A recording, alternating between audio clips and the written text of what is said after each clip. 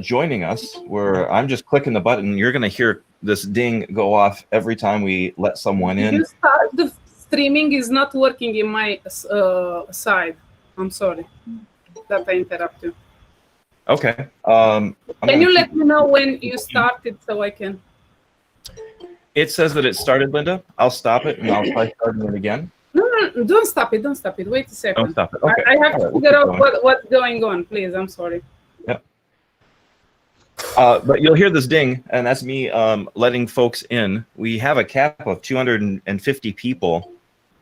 That's what the live stream is for. In my side, it says offline, so I'm not sure. Maybe we should try another stream. I don't know what's going on. Do you want to send me another key? Yep. No, because after it will change the link. So can you try to stop the stream and start it again? I sure can.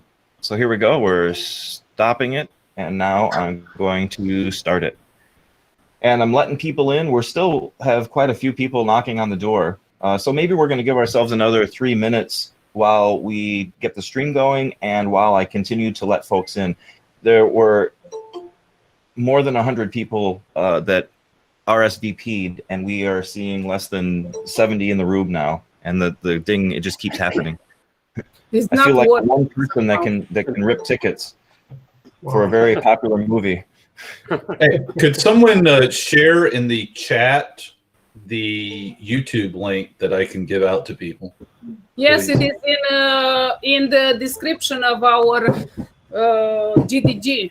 Yeah, but there are so many groups. Not everybody has the same description. Put it here, please. I even put it in LinkedIn in our group. Where is everybody there? And Linda, I'll be right back.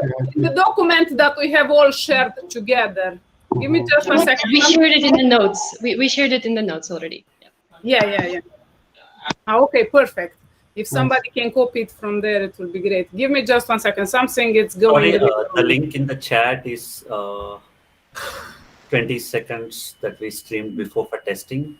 I will just post the latest one. Give me just 1 second. Something is not working in here. And Linda, I'll be right back. I'm going to grab some coffee. Yeah. Yep. Everyone be ready in about 2 minutes or so before we get started. We're admitting people. Folks are still entering the event. So we want to let quite a few more people in before we get underway. We're also working out a technical kink right now. We are getting our live stream going, and that can't be easy, right? We're doing this for the first time. We'll see how we get this going. It's not working. It's not working. 1 second. I posted the working link in the chat for the stream. Yeah, but it doesn't show. It's showing. It's working. It's not working, right? I posted the working link in the chat for the stream. I see. Yeah, but it doesn't show. It's showing. It's working. Someone's experiencing it. Not working, right? I can see it.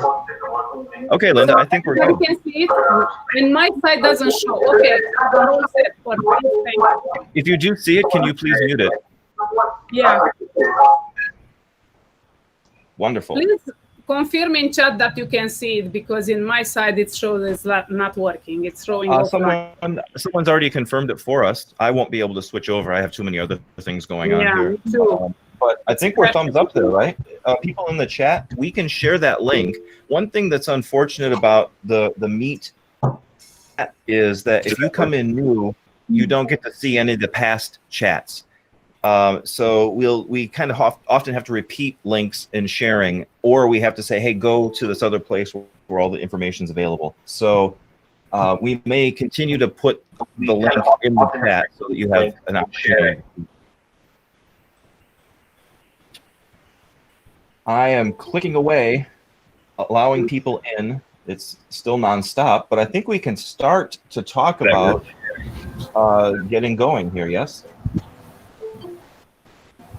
And I think, Linda, you have a slide presentation that you can begin to share with us? No, in YouTube, it's not showing. It's showing only a few seconds, 20 seconds, the video. That's it.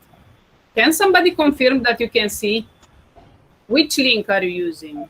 Because this link for me is not working, the streaming. Linda, Hmm. but like YouTube streaming is a failover if you have more than 250. Yeah, but I want to make sure it's working. It's not working. I Linda, I think the new link someone posted right now here in the comments, it is working. It is different link though, which comparatively to which we posted before. So everyone who posted in their meetup, go and change it because this current link looks like it's working. Could not be because I created only one, so could not be that it will work differently, but that's okay. Linda, are you able to view the link that she shared in the chat? Give me just 1 second. I'm trying to fix something quickly. The latest ones. Someone else shared, yes. There is a second stream being streamed from Mauritius, and this is which was just shared. It seemed to be live at least. Another one, your officially YouTube stream, is only a recording of 20 seconds, and nothing is happening there. Give me just 1 second. Let's see if it's working now. I think I fixed it. Let's see. 1 second. Wow. And while she does that, I'm still letting folks in constantly. Can you try one? Let's see if it's the same thing, and it should be working. Okay, so we are live. Yeah, it's working. I can see chat. So I'll take I want to welcome everyone again. Since I said this only a few minutes ago, we must have had 20 or 30 more people join us. Well, welcome. Hello, everyone. We are recording this, and we are live streaming this right now. We will be starting in about a minute or two. We want everyone to keep their microphones muted, and we want you to have an opportunity to ask questions, and we'll let you know when that time has come. Linda, I think you have a slide presentation to present for us that I can talk us through. Can someone for a second just confirm that we are live on the link that I shared earlier before we start?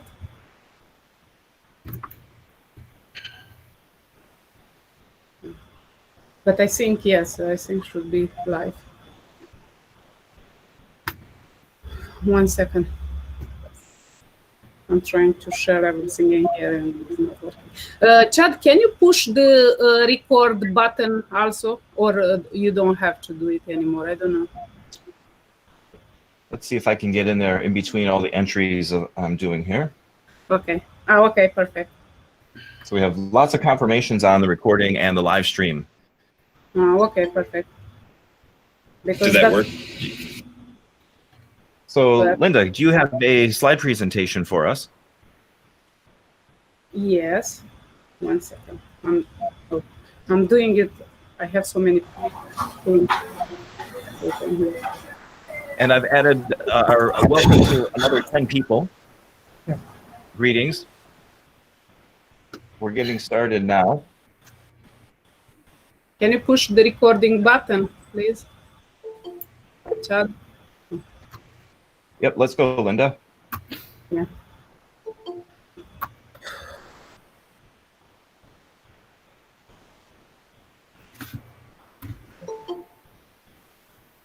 All right, boy, another 6 people. Okay, so I apologize with everybody for all the technical issues we had so far this morning. But it seems like everything starts to fall in place and work. We have today with us Dan Sullivan, the author of the official Google Cloud study guides for professional architect, professional data engineer, and associate cloud engineer. So we are all his fans. Most of us, we have his book, read his courses and everything. So finally we got to meet him today. and I will send it over to Chad and Fausto to do a short presentation.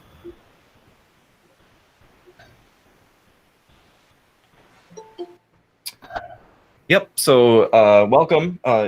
If this is your first Google Developer Group meeting, we welcome you. What the Google Developer Group is a group of folks that get together and all over the world and learn and share technology. Sometimes there are social events that we do. Most of the time, we're getting smarter with the help of each other and with the help of experts like the folks that we have today. We will have prizes, and those Linda and I pay for personally. No, I'm joking. We have always sponsors that are there to provide incentive and fun stuff for us. So we'll talk about that, but do stick around for the wheel of names that we will be spinning later.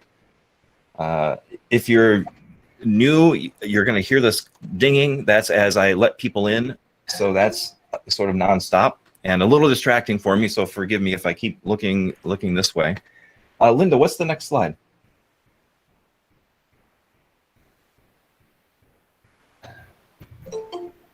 One second, my computer started to act weird. 1 second. Yep, 1 second. We'll get those slides back up.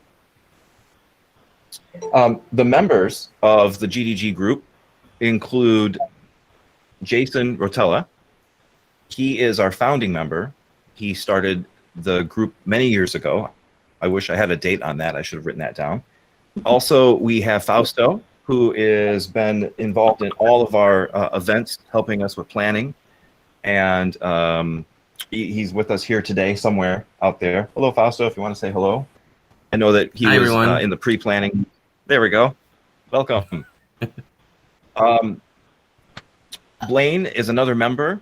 He was responsible for getting a lot of our social media set up, the meetup site, the our website domain. So a lot of the technical setup, Blaine is responsible for. There's myself. I'm the newest member and have been, I guess, around for almost a year now. And then, of course, we all know Linda, who's been so important and has provided all the energy, all the gas that drives us, or I guess the electric powered vehicle battery, right? So thank you, Linda. What's the next slide? Thank you, guys. So 1 second. I had some technical difficulties. So.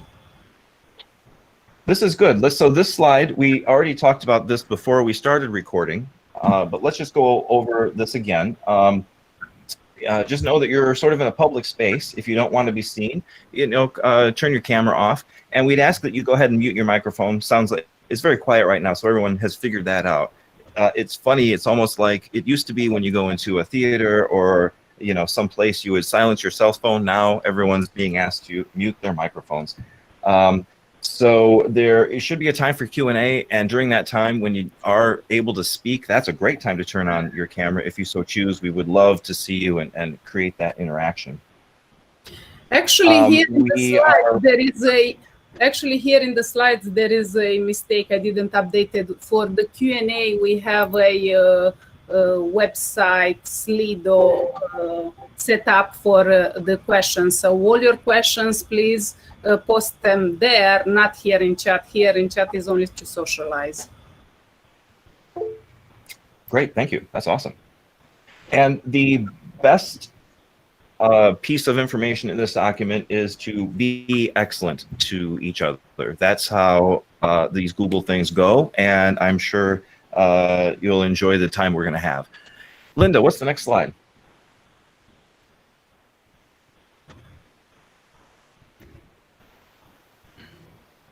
So yes, for all the social media streams, these are the hashtags to use if you want to learn about these events in the future, or if you want to share this event as it's happening now. This is the place to go. You'll find the GDG and the Women Tech Makers links there. So check out those organizations. We have information in other places that you can check out there. What's the next slide, Linda? Is the agenda. Oh, today, yeah. So we're in the middle of this right now. We're doing our opening remarks. You know, we talked about the recording. We're just about to introduce Dan Sullivan, and he will give his presentation. Linda just shared that link where you can post your questions. So, you know, please feel free to use that as he's giving us his knowledge. 2:30 raffle time. That's the Wheel of Name. That's a lot of fun. So hang around for that. And then we will wrap up, and we'll have a closing comments. And then at that point, we usually just open up the mic and allow everyone to, you know, just commingle. So I don't think well, what's the next slide? Let's see if I missed anything, or is it time to talk to Dan? Is the questions form for the Q&A? Yeah.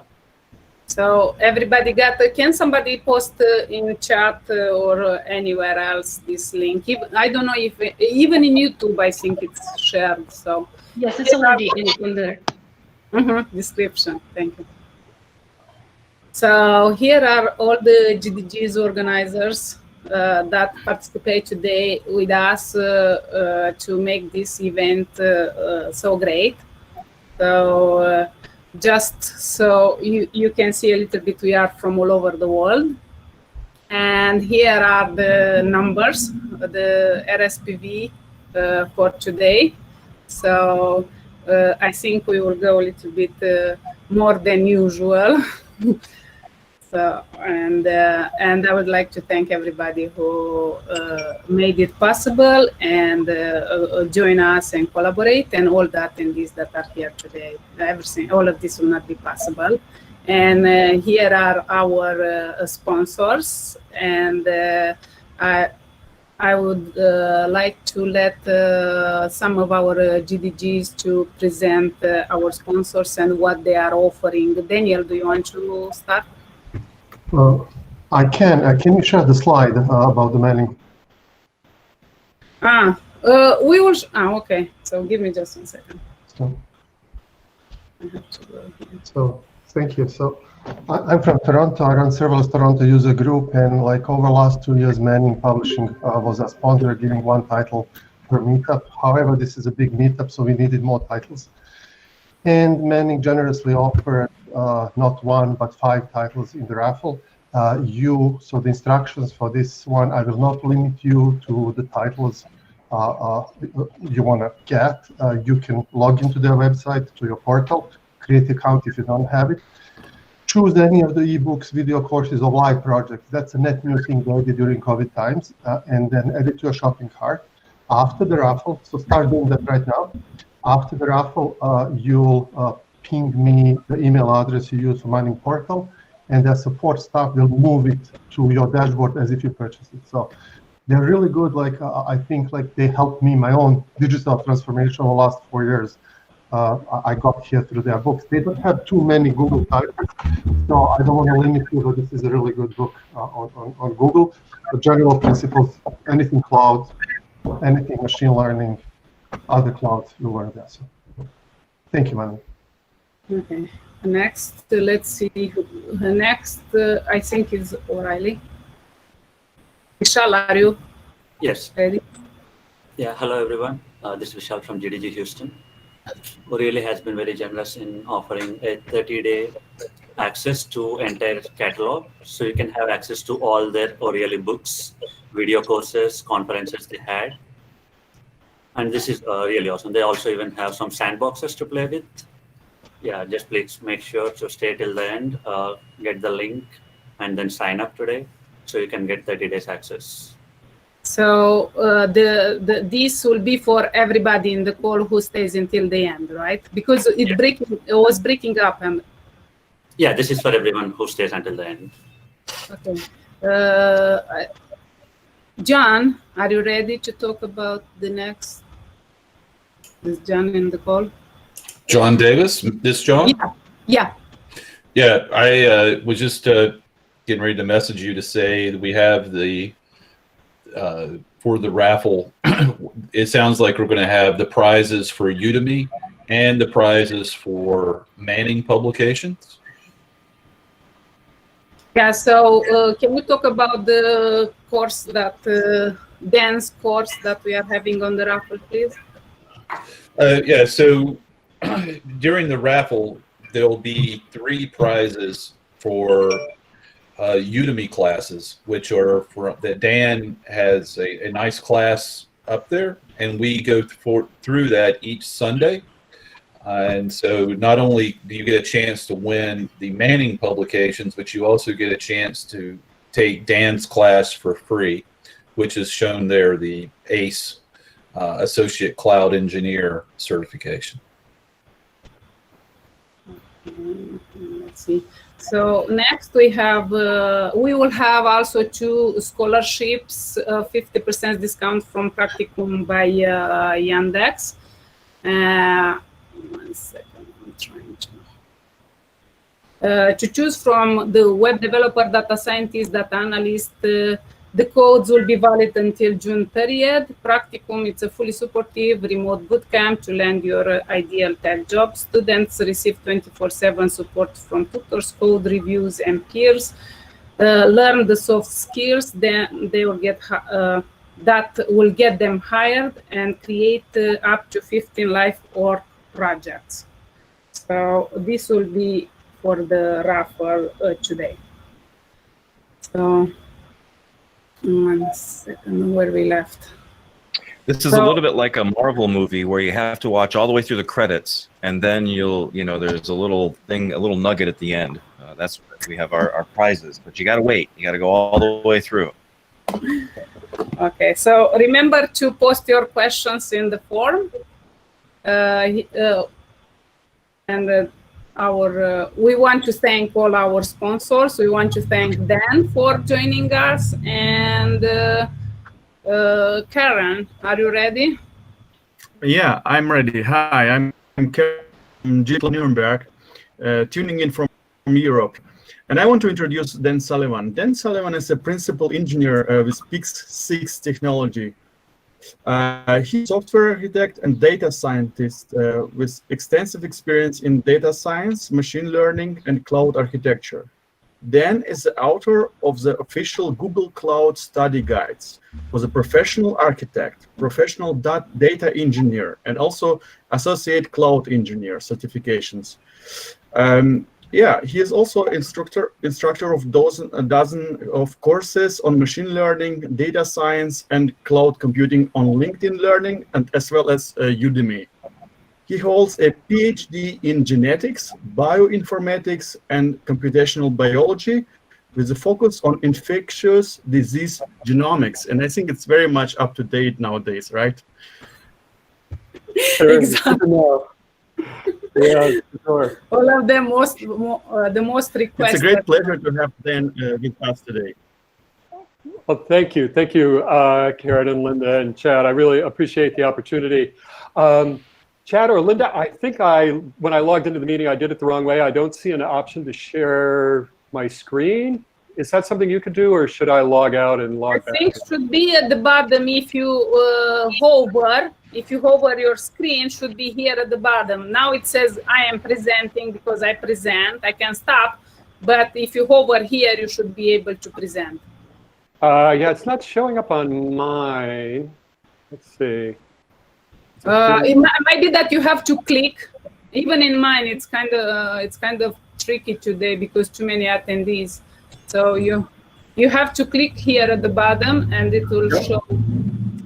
Yeah, it's not showing up on mine. I am clicking on that one. I think I'm going to jump into another browser or another window and just see if I can log in. Mm-hmm. Okay. And see if I can grab the present. There we go. All right, I'm going to drop off this other one. Mm-hmm. Okay.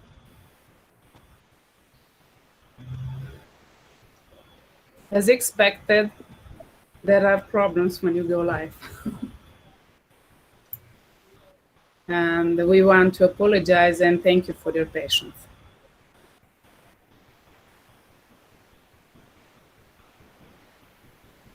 Okay. And back, and he's presenting. We see your slides, Dan.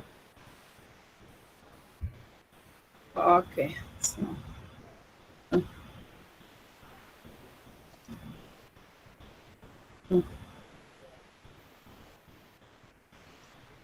Did I think he is muted. We have to let them know that he is muted.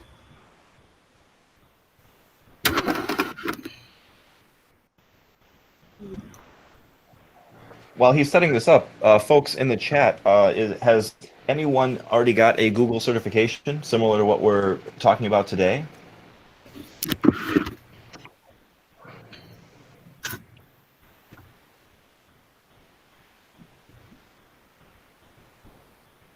Which one, Ahmad?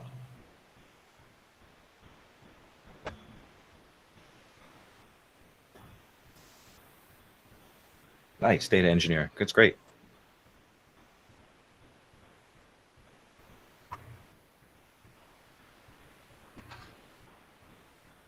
Yep, I see AWS as well. A lot of cloud certifications available these days, right?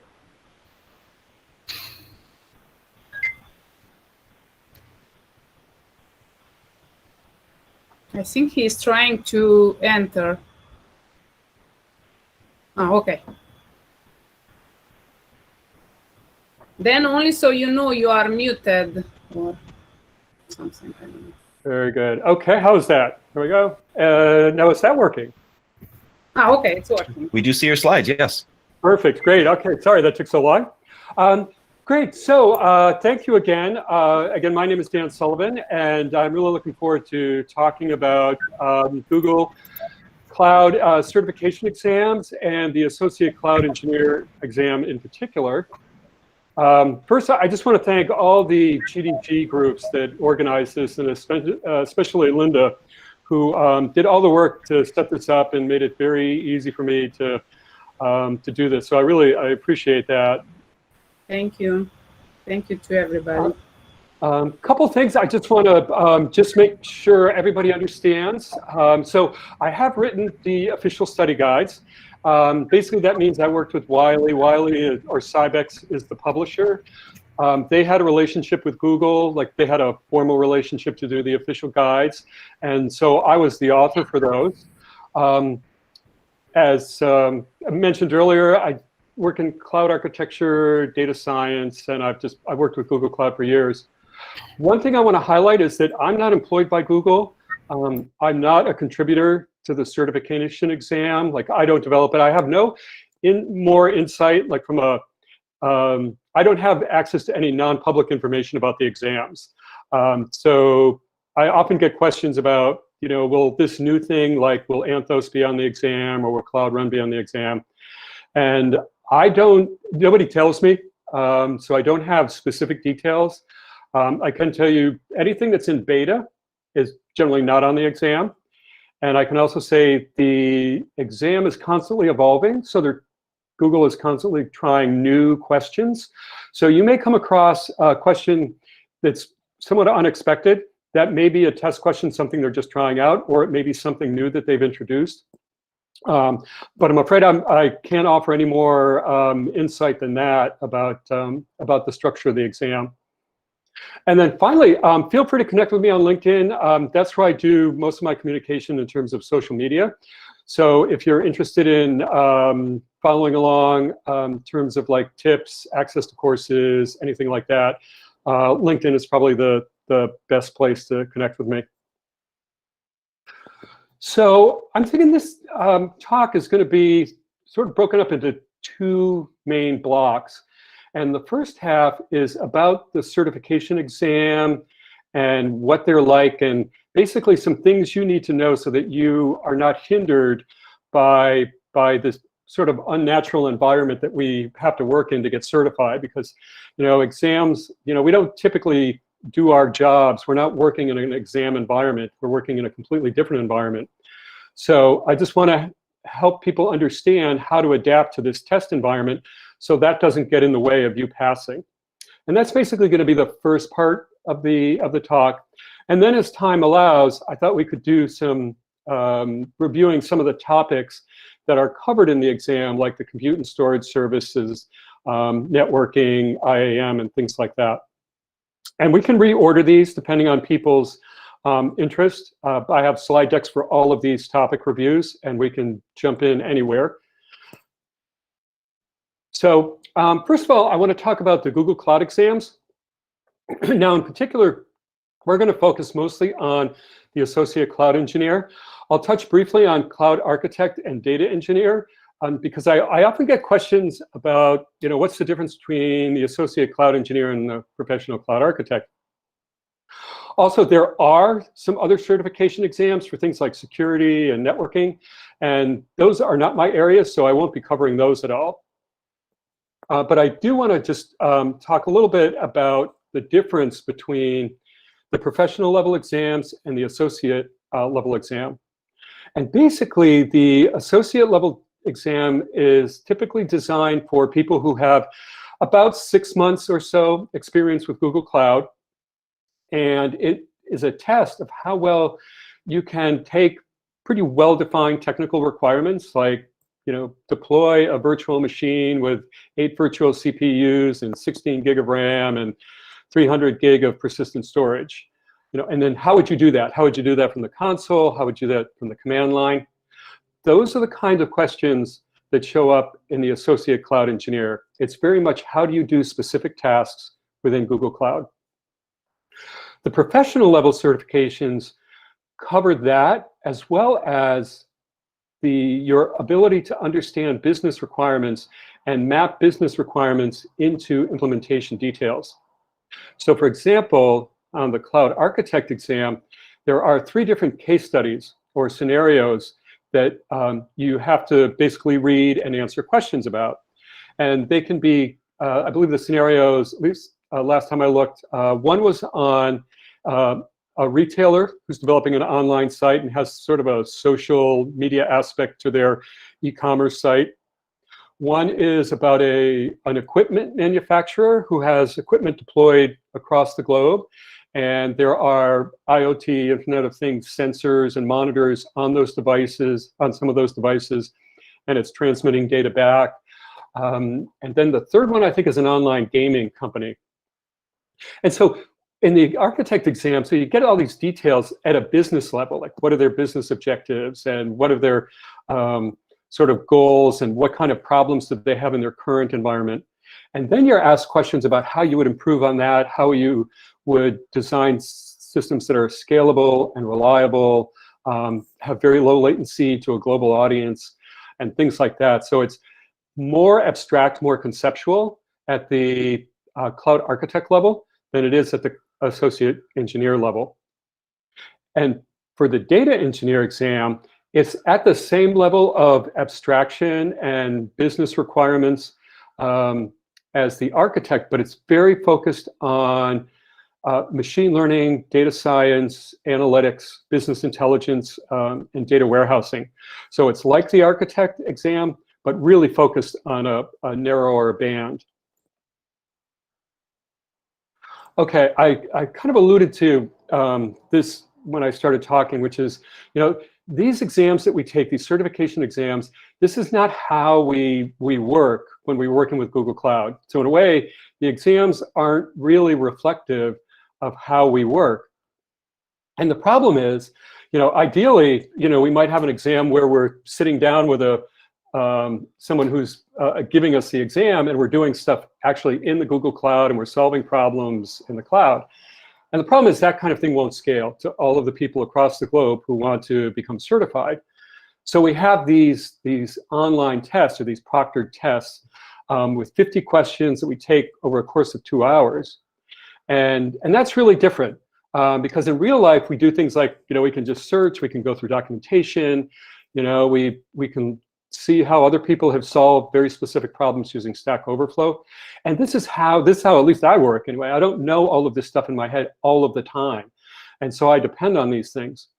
So one of the things I want to focus on is helping you understand how not to let this disconnect between what you really do when you're working and the way we are tested get in the way of you actually passing the exam.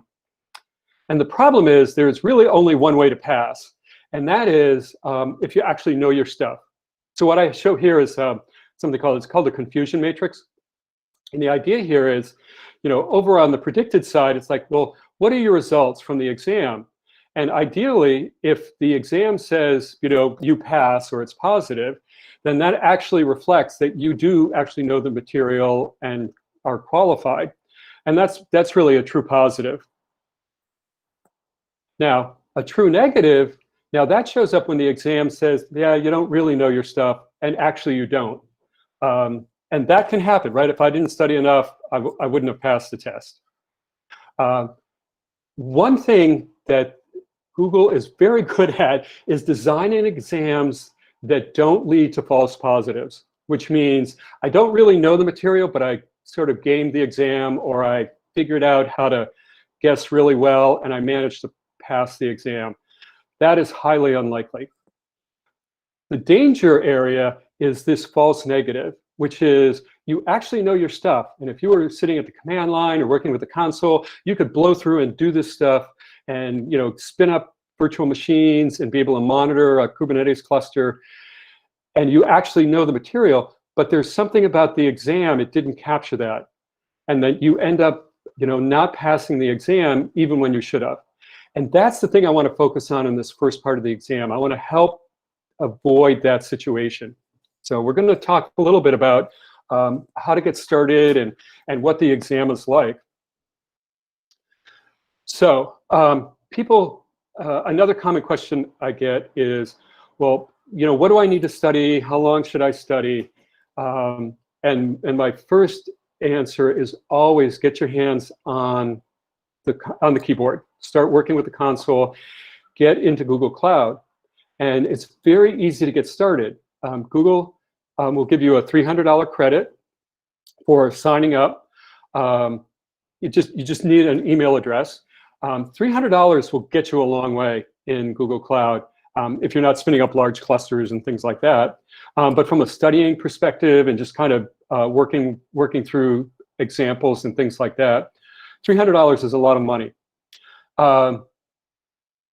Also, there is something called the free tier, and that is a set of resources that are available to you.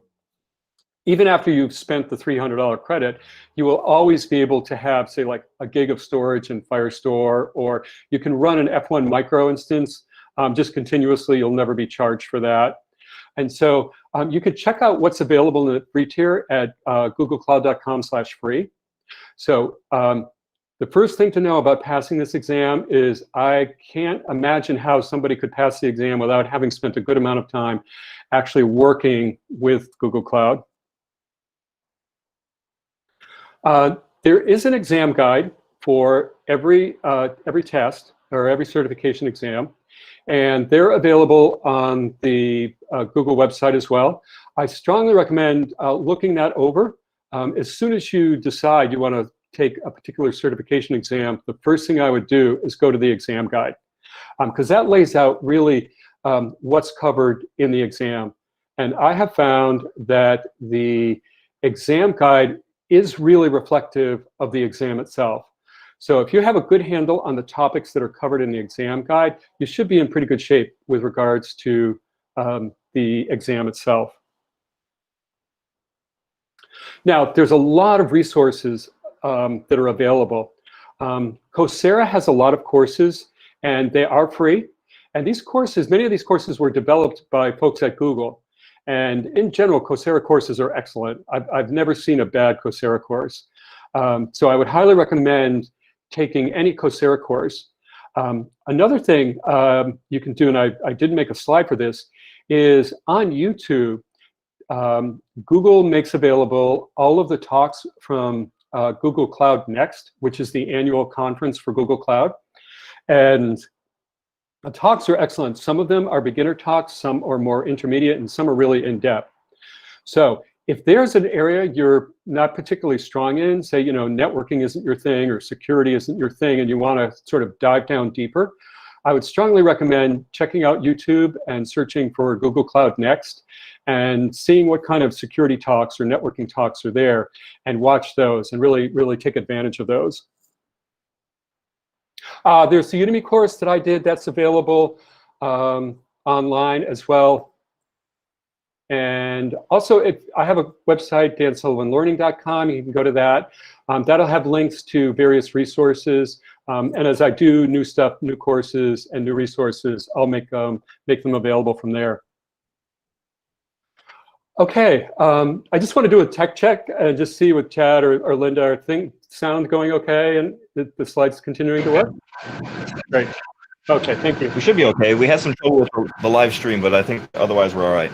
Okay, great. Thank you. Yeah, just some people trying to join now. If someone accepts. Yep, I've just let another 10 or 15 people in, so that's happening also. Yep. And feel free, Chad and Linda and other organizers, feel free to jump in anytime and interrupt. This is very informal from my perspective. So,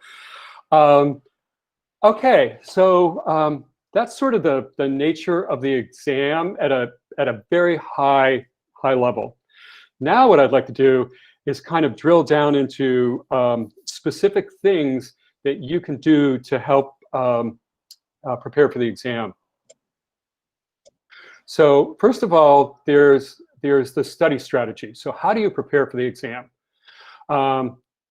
Definitely the first thing is really study the exam guide and understand what are the tasks that are involved.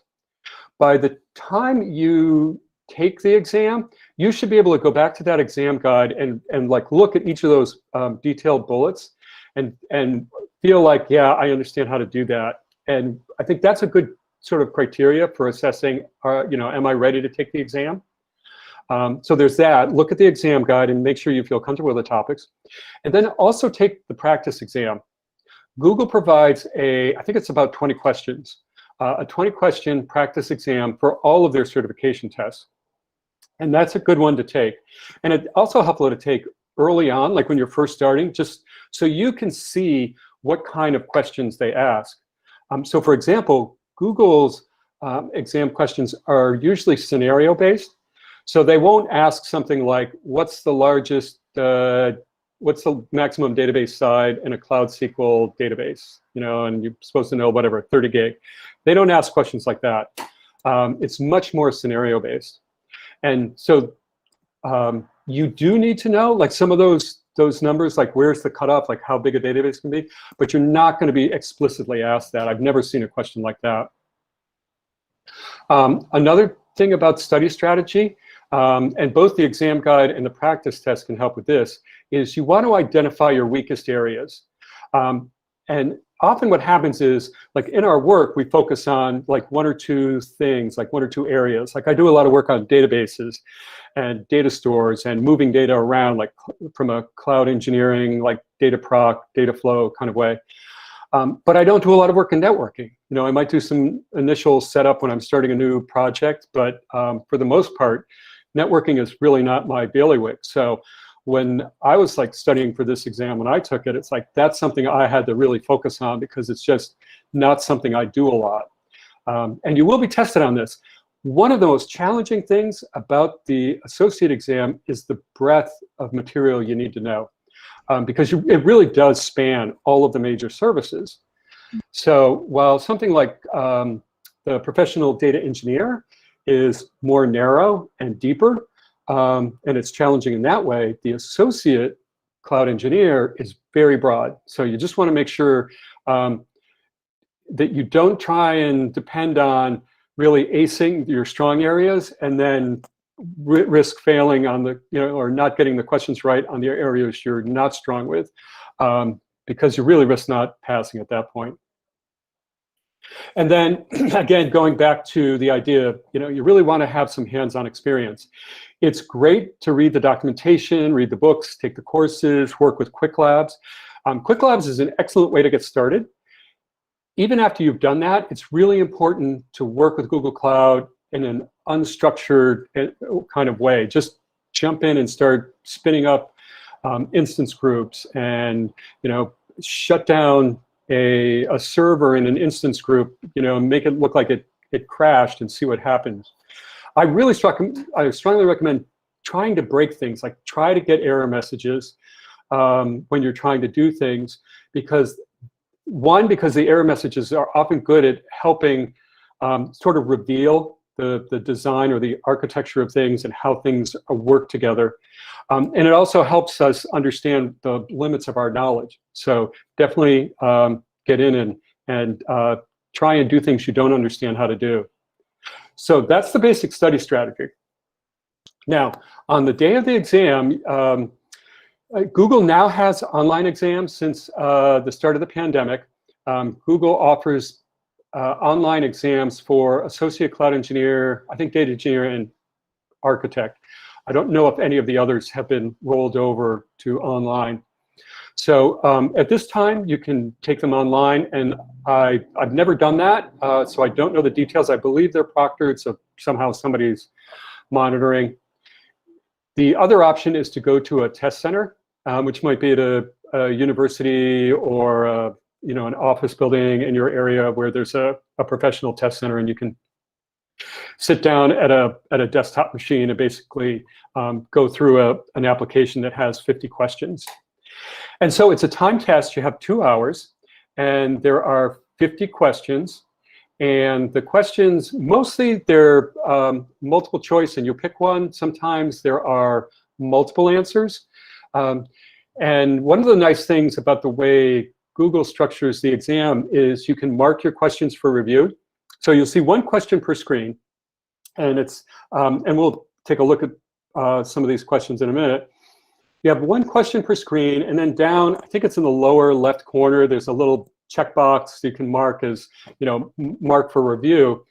So you can go through the whole test, or at any time click on another link within the screen, and it'll go back and it'll show you a list of the 50 questions, and it'll flag which ones you've marked, so you can quickly jump around to ones you want to review a second time.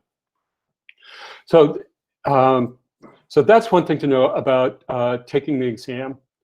Another thing to know is you really have to read the questions carefully. And the first thing you want to do is, like, I try and identify what are the key services and like software they're talking about. Is this a question about, say, BigQuery, and is it about BigQuery and data warehousing? Is it about containers? And if it's about containers, is it about App Engine or Kubernetes Engine, if either of those?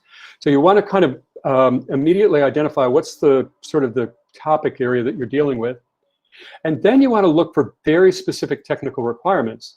And this could be things like, you know, from the command line, how do you do X?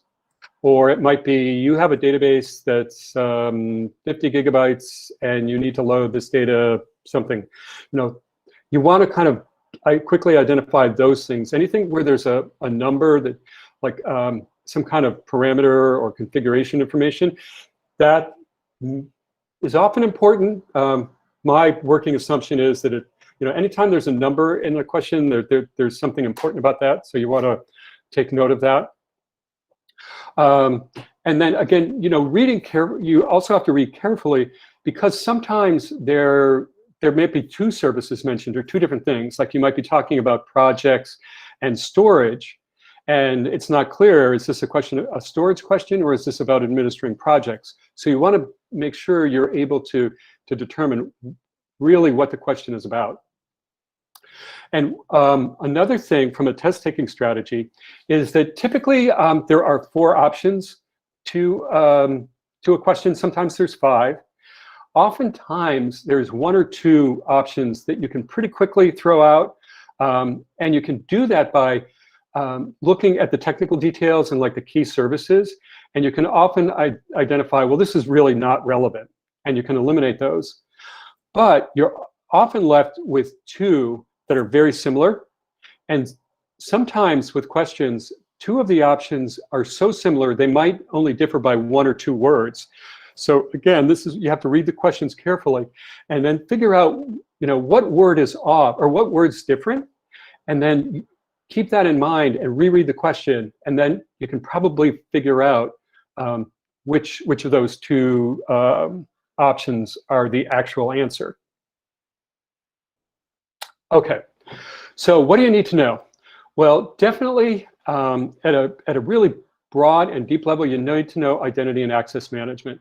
It's all over the place. And this is across all the exams, or at least the three I talk about. Data engineer, architect, and associate engineer are really heavy on identity and access management. And it as it should be, because IAM is so important in like real life. So the things you want to understand is you want to understand the distinction between roles and permissions. So permissions are basically grants or which allow you to do a certain operation. And those permissions are grouped together into roles. And you don't assign permissions directly to users or groups or identities. You assign roles to them. And there are different kinds of roles. There are predefined roles, and those are ones that we typically use. And those are ones that Google provides. They've basically looked at how people set up their teams when they're working in the cloud, and they've identified common tasks or common sets of responsibilities, and then they've kind of grouped permissions together so that someone in a particular role should have all the permissions they need. Now, of course, there may be times where the predefined roles that Google provides are not sufficient, and you need to customize them, and you can do that with custom roles. Those are the ones we usually use. In rare cases, or in a limited set of cases, you can use something known as the primitive roles. And those are the roles that originally came with Google Cloud years ago. And this was before the Identity and Access Management service was released. The primitive roles are very basic and they're very broad. And you typically only use those like in a development environment or where you have a very small group. But generally in a production environment, like in a real organization or enterprise, you're using some combination of predefined and primitive. So you want to know the types of identities. So things like service accounts, user identities, which are associated with like a Gmail address, groups. You just want to understand those different ones. So that's identity and access management. On the networking side, this is a tough area, or those of you like me who don't do a lot of networking, because even within networking, the topics are so broad. So you need to understand about virtual private clouds and subnets, subnet addressing.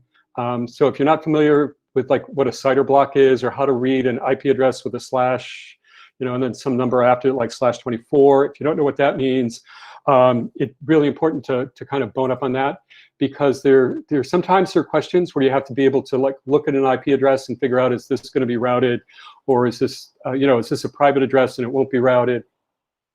So you definitely want to look at that. Also, firewall rules are important.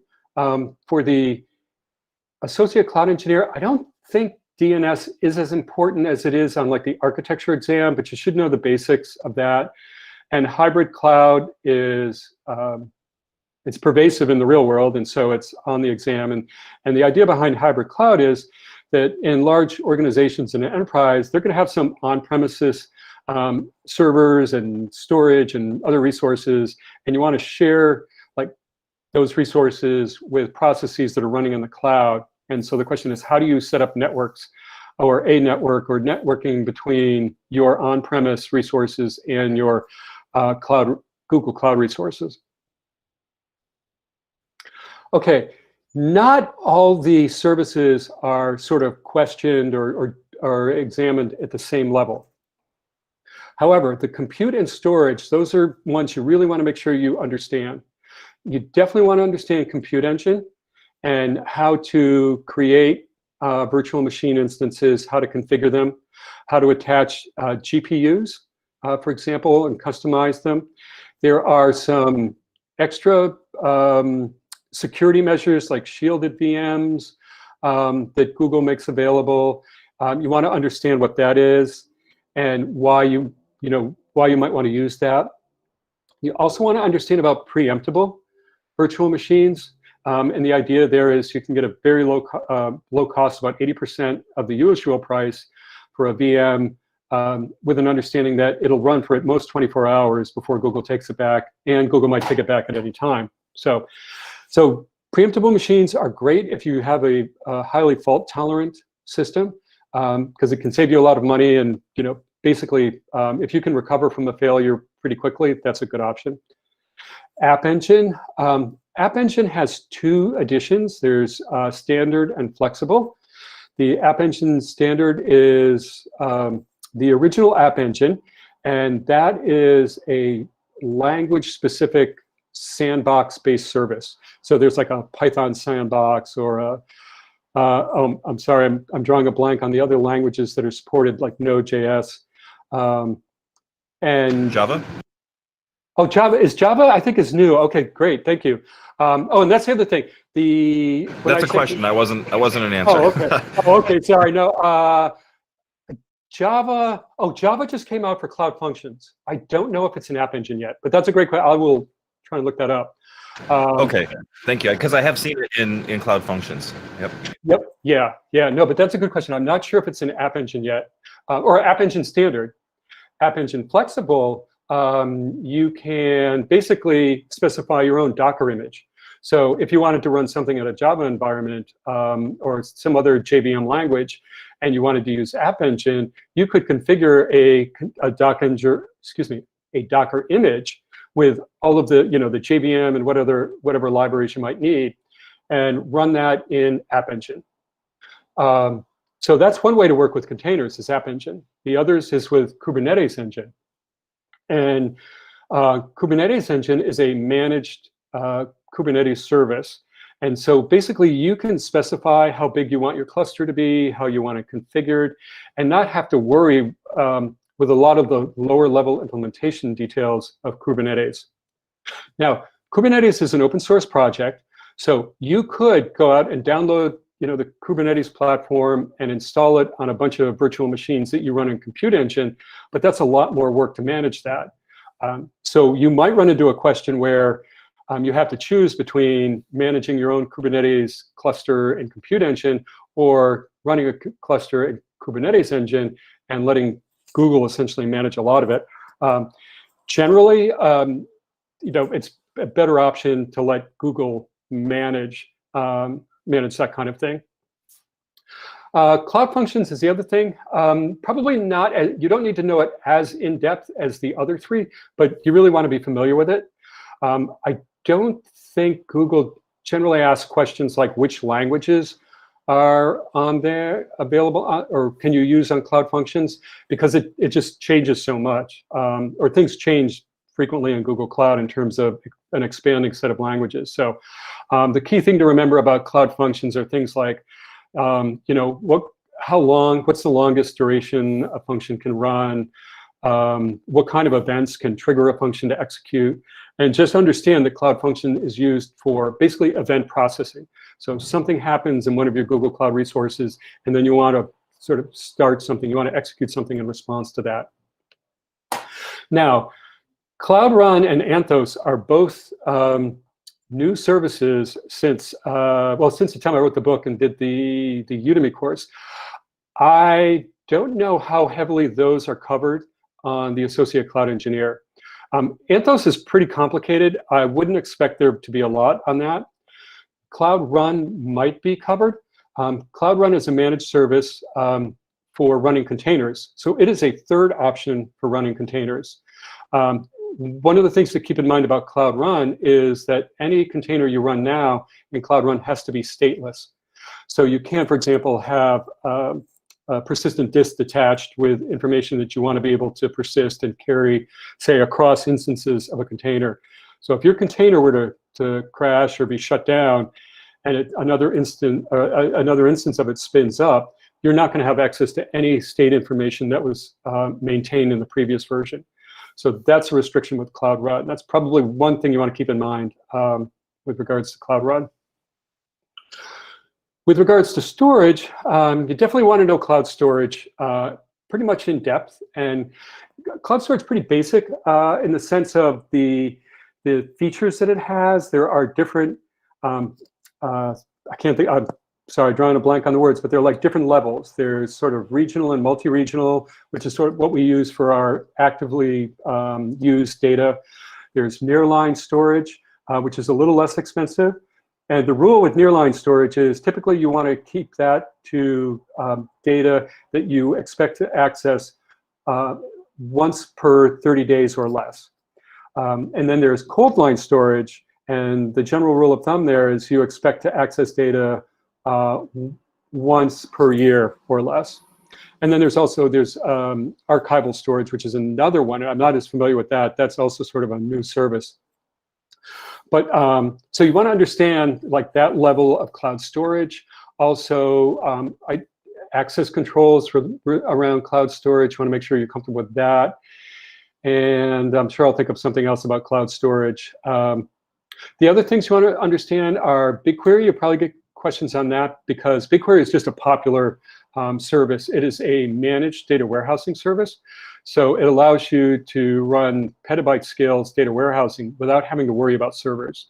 So a lot of organizations and enterprise that have big data warehouses that are tired of wrestling with maintaining clusters and scaling and things like that turn to BigQuery.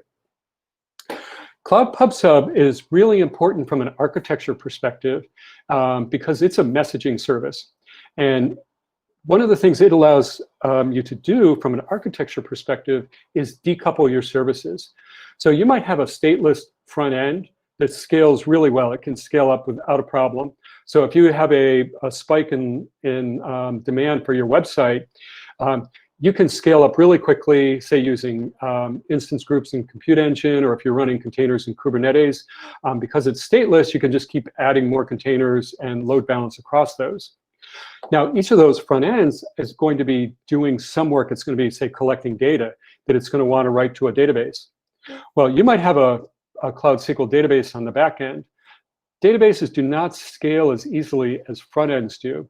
So you wouldn't want to, say, slow down your front end because your back end can't scale as quickly. So the way we avoid that is we decouple them by using Cloud PubSub. So the front end, instead of talking directly to the database, sends messages or writes data to a Cloud PubSub topic, and the database reads from that topic as it's able to. So sort of work can kind of queue up in the Cloud PubSub topic, and Cloud SQL, or an application that uses Cloud SQL, will consume those messages and work on it at whatever rate it can. So Cloud PubSub is one of the things that allows us to decouple services, and that's important from a scalability perspective. Stackdriver has been recently renamed. Stackdriver was an acquisition that Google made a few years ago, and it included monitoring and logging services, tracing and debugging. There's several things that were part of the Stackdriver package, but basically it's resources for understanding your applications, your infrastructure, and monitoring. So now I think it's called Cloud Monitoring, Cloud Logging, Cloud Debug, and so on. So you want to know those sets of things, sets of services in depth. Now, to a less detailed degree, you need to understand how to choose between different kinds of services, especially storage services. So Cloud SQL and Cloud Spanner are both relational databases, which means they use SQL. The sort of the organizing principle is a table, kind of like a spreadsheet, that kind of structured table where you have fixed columns, and each row represents a particular entity. Cloud SQL is really great for like a regional database. I believe the current limit is up to about 30 gig per database within Cloud SQL. If you need a larger database or a database that can scale horizontally, then you want to move to Cloud Spanner. Now, Cloud Spanner is also a relational database, and it's transactional. So it can do things like, people are putting in orders, and you're saving orders, and you're checking inventory, and you're moving things out of inventory, and you're doing a lot of reading, writing, and updating at very high pace. That's kind of the transactional stuff. Any kind of application like that, typically those go into either Spanner or Cloud SQL if the data is highly structured. Now, BigQuery also uses SQL, but it is not a relational database. It's an analytical database. And the difference is the way we use it. So for example, with BigQuery, the pattern is we typically write data, but very rarely, if ever, updated. So we're constantly maybe adding more data. Also, when we query it, we're typically querying many rows, but maybe few columns. And so BigQuery uses something called columnar storage. And it's just a way of organizing the data that makes it highly likely when you go to read a block of data, you're actually going to get a lot of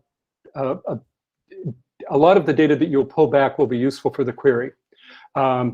And that's opposed to, say, if you're in a transactional system, typically what you want is you want all of the attributes associated with a thing, like a sales order. You want all the columns associated with that, because you might say update my order, so you need all that information. With BigQuery, it's an analytical database for data warehousing, business intelligence.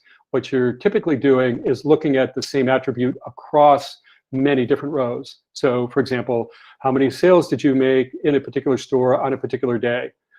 That's the kind of query that is well executed in the BigQuery environment. So BigQuery does support SQL. You can do joins, but it's not transactional. So you just want to remember that one. That's a critical thing to remember. Now, those, in addition to relational databases and the one analytical database, Google has NoSQL databases as well. Cloud Data Store is one, and Cloud Bigtable is the other. Now, sort of the organizing model in Cloud Data Store, which is also now referred to as Cloud Firestore, is a document. And if you've ever seen like a JSON structure, that's essentially what a document is, where you can have sort of nested levels, you have key value pairs, and then some of the values of those keys can be more structured things. So if you're working with a flexible schema, the data store is a good use case, or that's a good use case for Cloud Data Store. Cloud Bigtable is also used when you have a flexible schema, which means you might have a bunch of columns, a very large number of columns, but not every row will be using all of them. That's a good indicator that Bigtable might be a good option. Bigtable is known as a wide column database, and the organizing principle there is something called a sparse multidimensional map. And basically that's a big phrase, which means a lot of potential columns, but frequently not all of them are used.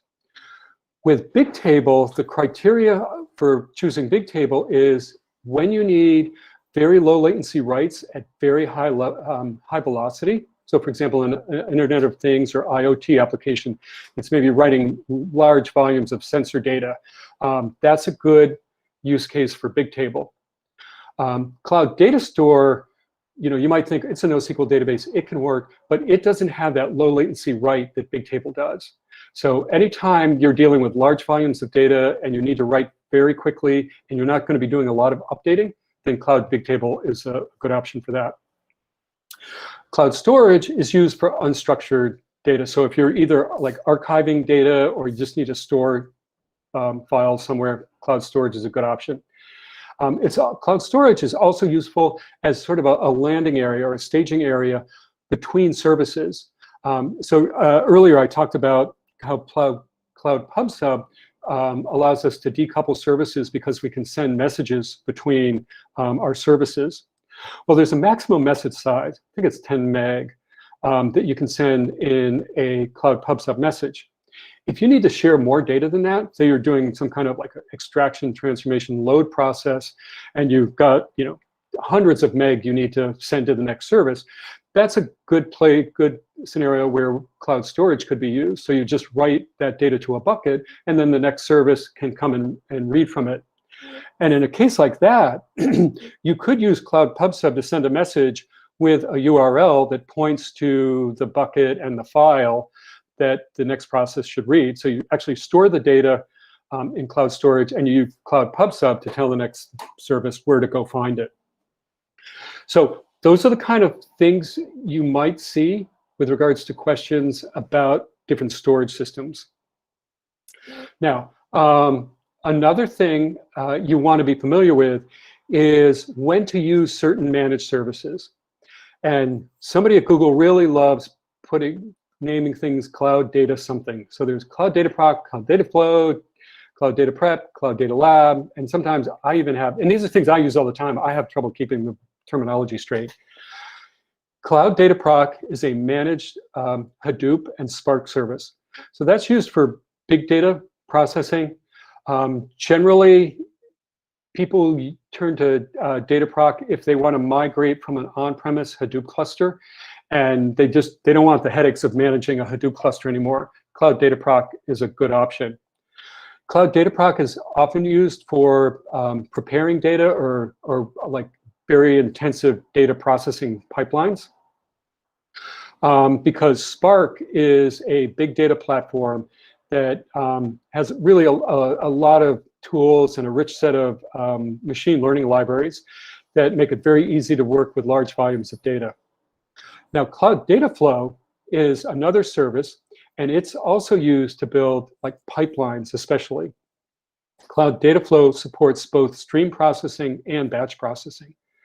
Now, the difference there is with batch processing, you will have a chunk of data and you have access to that chunk of data all at once.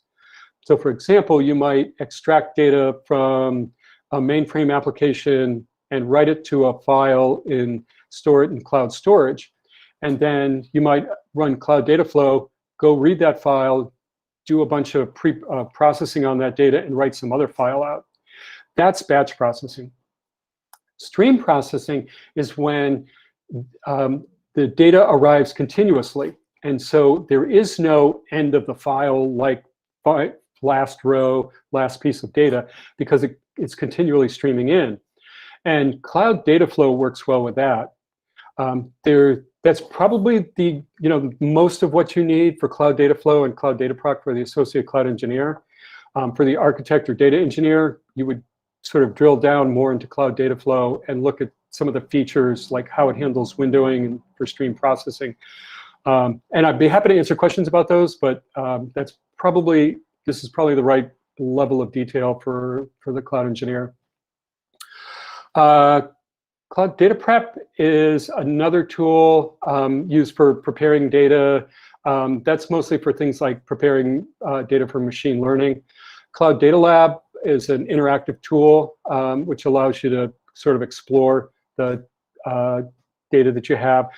There's not likely to be a lot of questions. There might be a question about when you would use Cloud Data Prep versus Cloud Data Lab. So just kind of keep that in mind. Also, you want to understand like the way developers work in the sense of, people often write, pieces of code. They want to be able to check that in somewhere so that colleagues can collaborate. For that, you would use something like the Cloud Source Repository, which is like a GitHub repository. And there are other services like a Builder for building containers automatically, and Deployment Manager for releasing those. So again, you don't need to know a lot of the details about those, but you need to understand where they fit in sort of the development life cycle. Okay. The next piece, what I want to do is now look at some example questions and how to analyze them. But before I do that, I say I've been talking for quite a while, so I just want to kind of open it up if there are any questions people want to ask. I'm not going to jump to the site where we're collecting questions, so if somebody would like to ask questions, I'd be happy to take those.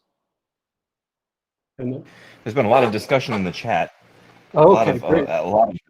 Let's see if I'll tell you what, there's quite a... What's that, Linda? Plus, we have a lot of questions in our Q&A website. I hope so. We can take all of them. Here, I'll stop sharing and jump back in here so I can talk to everybody. Okay. Let's see. Is my one question was about Kubernetes, and the question was, how necessary is it to know Kubernetes? There's a big discussion here. Maybe in a general sense, you can talk about Kubernetes, why you would use it, maybe why you wouldn't use it. Does anyone else have an input there?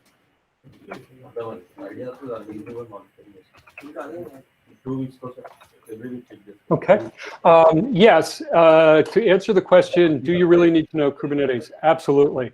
Kubernetes is really important. That's like a foundational service. Many of us came to like GCP, and this is before Kubernetes, and worked with virtual machines. And so Compute Engine was our go-to place. More and more sort of the tech world is shifting from virtual machine-based to container-based deployments. And so Kubernetes was actually developed by Google. They created Kubernetes because they needed to be able to manage all of their containers, right? They shifted away from virtual machines to containers because containers is more efficient. They were able to basically get more out of their hardware by running containers instead of virtual machines. And now more and more of the world is sort of seeing that advantage and moving towards Kubernetes, or moving towards containers. Now, if you have just a handful of containers, half a dozen containers, that's fairly easy to manage. But when you have a large number of containers, say hundreds of containers that might have like hundreds of different containers all running, and you might have multiple instances of those containers are running, it's very hard to manage those individually and manually. And that's where Kubernetes comes in. Kubernetes is what's called an orchestration platform. So it understands containers, and it also understands things like compute and storage resources. And Kubernetes is really good at figuring out where to run a particular container on a cluster in order to, say, optimize the use of all the hardware resources. So I think more and more people will go to containers, and Google is also making containers easier to use with things like Cloud Run and also Anthos. The Anthos platform basically allows you to run Kubernetes clusters anywhere. You could run a Kubernetes cluster in GKE, the Google Kubernetes Engine service. You could run it in AWS. You could run it on-premise.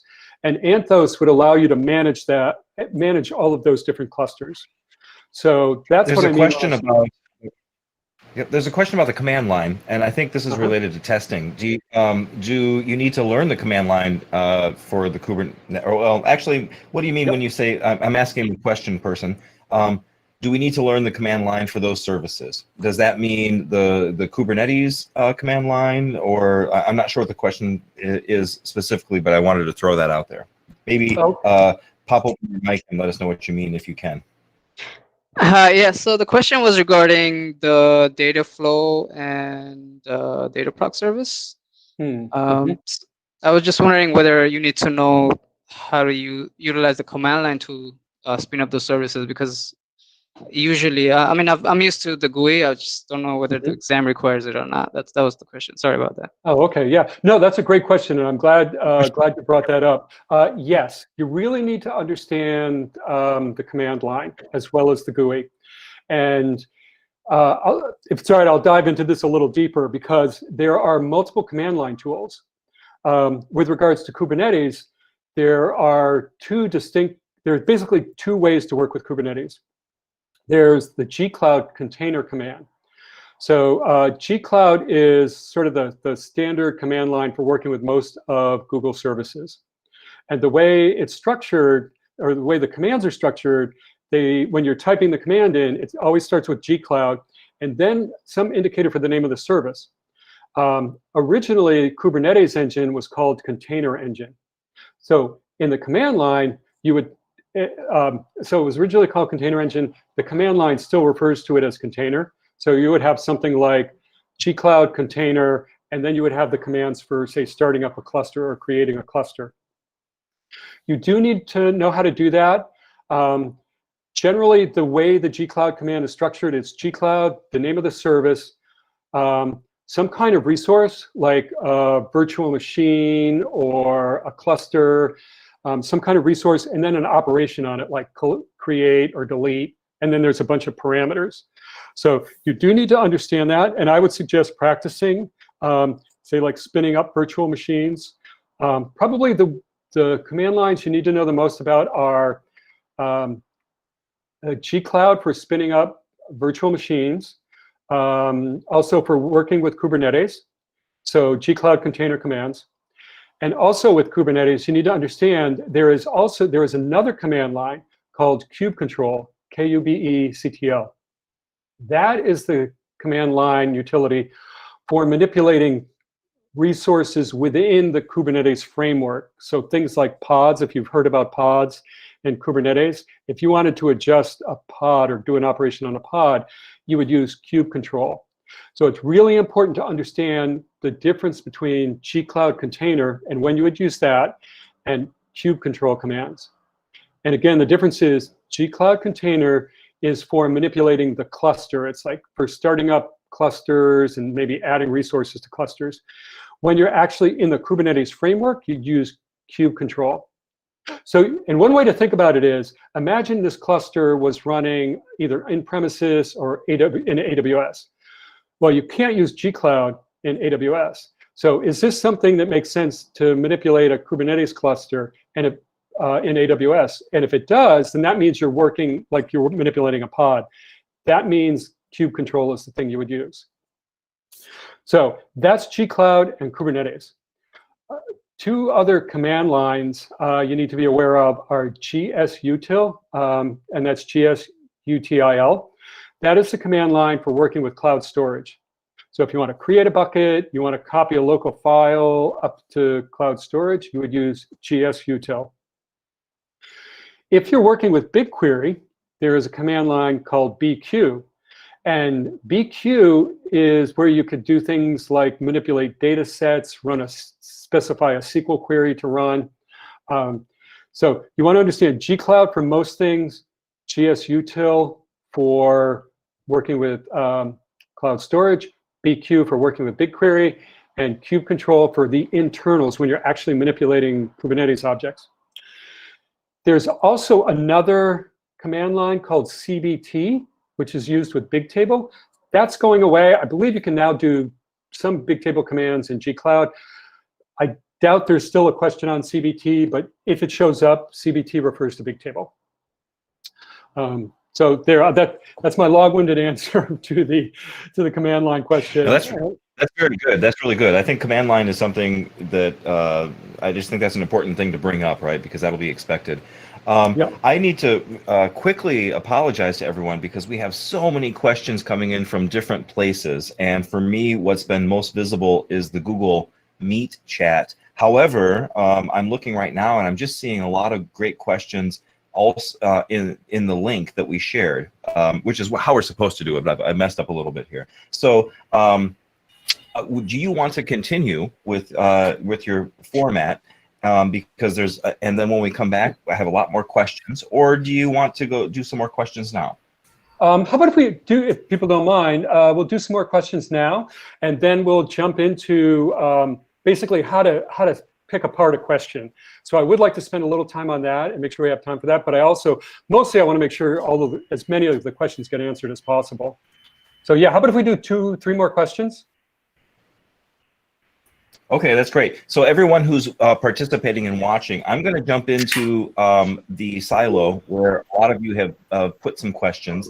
And yeah, all the questions, please post them in the Slido website. That it's and you can upvote the questions that you would like to be. They are getting piled up in the chat, and it's very difficult to follow them. So please follow the link that I posted. So here's a good one. This one's been upvoted. Let's see. How do you get to a Dan Sullivan presentation material? I'll give you that one, and then I'm going to go look for a more technical question. I am happy to share these.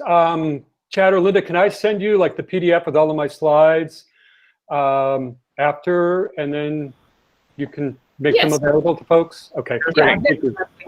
And we can start with the chat. Can we start with the questions in order from the top to the, because they are voted, the ones that are voted, we start with the You're right, yeah.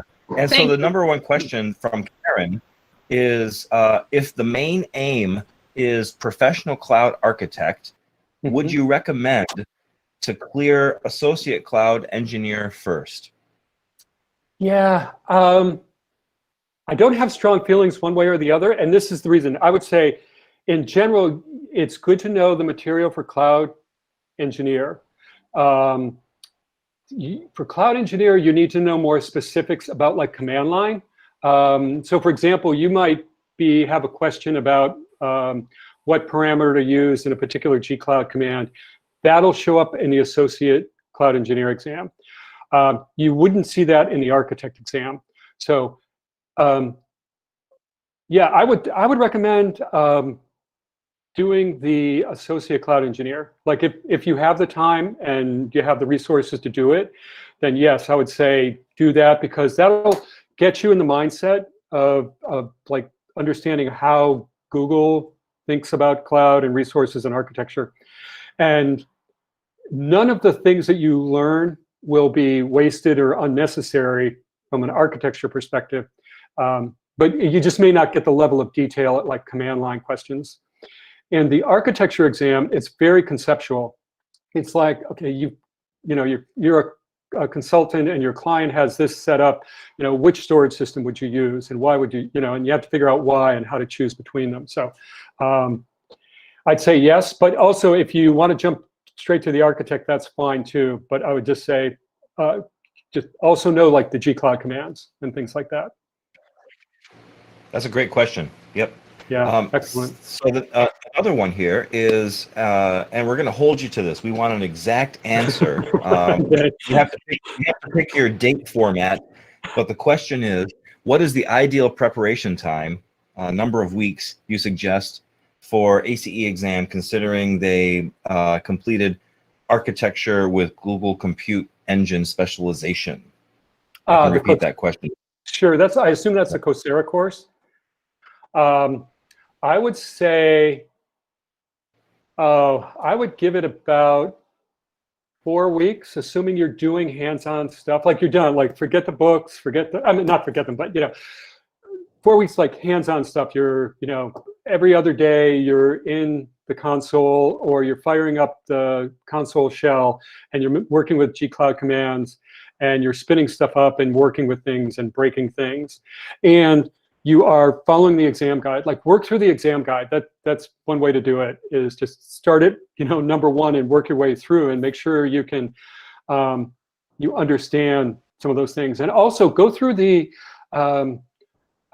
like practice tests. That's another thing, just to, again, because the test is like an artificial environment. So I would say 4 weeks, a lot of hands-on stuff. Take the practice test that Google provides. There's practice tests associated with the book. There's a practice test with the online course. I know some other people have like practice tests on Udemy. I've never seen them. I don't know how good they are, but that might be another source. So yeah, I would say concentrate on those things. Hands-on, go through the exam guide, and practice with questions, taking the test. Yeah, 4 weeks. And Dan, you were right. That question was in relation to the Coursera course. So exactly right. Yep. Yeah, yep. Good. Yeah. Yep. I've personally taken a few of those, so I can recommend. My experience with those was okay. It really opened my eyes to spinning up, some of the App Engine or the virtual machine environments. Just doing the Coursera courses sort of forces you to do a little bit of App Engine work. So that's fun. All right, let's see. Another question is, Dan, do the GCP exams use computerized adaptive testing technology, like, for example, CISSP does? Now, I don't know anything about this, so maybe if you recognize these acronyms, you can explain those first and then answer the question. Yeah, I vaguely understand. I'm not much on pedagogy and testing, like from a formal professional perspective, but the idea of adaptive testing is that, do the set of questions change based on the responses to questions? So, if you look like you might not understand a domain, it might ask more questions than that, just to probe to make sure, yeah, you really don't or you do. I have no idea what Google uses. Yeah, I don't know. I don't know. I didn't want to venture a guess. Just to be completely transparent, Yeah, again, I don't have a formal relationship.